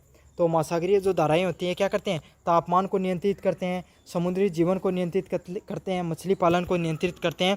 और आपको समुद्री व्यापार और तटीय मौसम प्रणाली कैसे होंगी? क्यों? आपके सामने अगर कोई शिप जा रहा है और यहाँ पर वो धारा बह रही है, तो उसके साथ साथ जाएगा तो आपको पता है शिप जल्दी चलेगा, और विपरीत जाएगा तो धीरे बहेगा। इसलिए जो शिप चलते हैं वो इन धाराओं के साथ साथ चलते हैं। साथ के साथ मछली पालन भी देखने को मिलता है भाई, धाराओं के साथ मछलियाँ भी बहती रहती हैं, और आपको तटीय मौसम प्रणाली का भी पता चलता है। ज्वार भाटा क्या होते हैं? तो ज्वार भाटा 2 प्रकार के होते हैं, हाई टाइड और लो टाइड, निम्न प्रकार के। तो आपको क्या होता है, जो जब आपके सामने पृथ्वी, सूर्य और जो ये मून है, चंद्रमा, अगर तीनों एक दिशा में होते हैं तब आपको हाई टाइड देखने को मिलता है, क्योंकि तब तीनों की तीनों एक दिशा में दबाव लगता है। और लो टाइड कब होता है? जब जो आपके सामने पृथ्वी, सूर्य और जो ये चंद्रमा है, ये 90 डिग्री पर होते हैं, तब लो टाइड लगता है, क्योंकि कम दबाव देखने को मिलता है। ज्वार की उत्पत्ति की सिद्धांत क्या है? तो संतुलन सिद्धांत, इक्विलिब्रियम। जब पृथ्वी और चंद्र है गुरुत्वाकर्षण से ज्वार बनता है, वहाँ पर क्या होता है? आपको संतुलित देखने को मिलता है, 90 डिग्री पे होता है, तब ये देखने को मिलता है। प्रोग्रेसिव वेव कैसी होती हैं? जब तरंग पृथ्वी पर फैलती हैं, मतलब जब तरंग पृथ्वी पर आ रही है डायरेक्ट, तो ये प्रोग्रेसिव मतलब बहुत तेज़ देखने को मिलता है।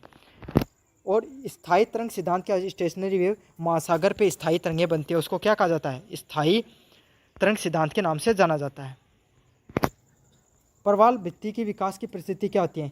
तो प्रवाल भित्तियाँ हैं वो उष्णकटिबंधीय, जो साफ उथले पानी के क्षेत्र होते हैं, वहाँ पे सूर्य के प्रकाश और स्थिर जल तापमान से विकसित होते हैं। तो आपको पता है छोटे छोटे जीवों से मिलकर आपके सामने ये जो मालदीव का हो गया, मॉरिशस हो गया, ये इन सब जगह पे, लक्षद्वीप हो गया, यहाँ पर आपको क्या देखने को मिलता है? आपको जो ये कोरल रीफ से ही बने हुए, ऑस्ट्रेलिया का जो तट हो गया, ये बहुत ही सुंदर खूबसूरत, जो आपका काई बोल सकते हो, उससे बने हुए होते हैं। समझ में आ गया? तो उसी को कोरल रीफ के नाम से जाना जाता है। प्रवाल भित्ति कितने टाइप होते हैं? Atoll, barrier reef, freezing reef, ये सब क्या अलग अलग भौतिक परिस्थितियों के हिसाब से ये प्रवाल भित्तियाँ बनती हैं। अटाल, बैरियर रीफ, फ्रीजिंग रीफ है, ये बनती हैं। डार्वेल व मेरे ने क्या प्रवाल भित्ति का सिद्धांत दिया था? तो भूमि धीरे धीरे डूबने से क्या प्रवाल भित्तियाँ बनती है, मतलब पृथ्वी पर दबाव लगता है और वो नीचे धीरे धीरे डूबती जा रही है, तो इससे डार्विन के अनुसार जो प्रवाल भित्तियाँ बनती हैं। मरवे ने क्या बताया था, प्रवाल की वर्दी और तलछट जमा होने से, मतलब आपका समय जो कचरा हो गया या फिर जो अपशिष्ट हो गया जानवरों का या फिर जो काई हो गई उसके जमने से क्या बनती है, प्रवाल भित्तियाँ बनती है, मरे ने बताया था। डेले ने क्या बताया था, भूगर्भीय गतिविधियों और जल तापमान के परिवर्तन से आपके सामने ये सब बनती हुई दिखाई देते हैं। महासागरीय धाराओं के मुख्य प्रकार कौन से होते हैं, सतही व गहरी दो प्रकार की धाराएं देखने को मिलती हैं। ज्वार के प्रमुख कारण क्या होते हैं, चंद्रमा का और सूर्य का जो आपस का जो गुरुत्वाकर्षण बल है इसके कारण देखने को मिलती हैं। मुख्य प्रवाल भित्तियाँ कौन सी है, अटाल, बैरियर और फ्रिंजिंग प्रमुख प्रवाल भित्तियाँ हैं। ब्लू इकोनॉमी कौन सी होती है, तो समुद्र संसाधनों से संबंधित आपको जो इकोनॉमी देखने को मिलती है, मछली पालन हो गया, खनिज हो गए, लवण हो गए, ये सब देखने को मिलते हैं, उसको ब्लू इकोनॉमी के नाम से जाना जाता है। डार्विन ने आपके प्रवाल भित्तियों को कैसे बनती है, तो भूमि के डूबने से जो प्रवाल भित्तियाँ बनती है वो डार्विन के अनुसार प्रवाल भित्तियों का निर्माण होता है। तो यह आपका सामने फिजिकल ज्योग्राफी के जितने शॉर्ट टाइप क्वेश्चन थे सारे मैंने करवा दिए हैं। धन्यवाद।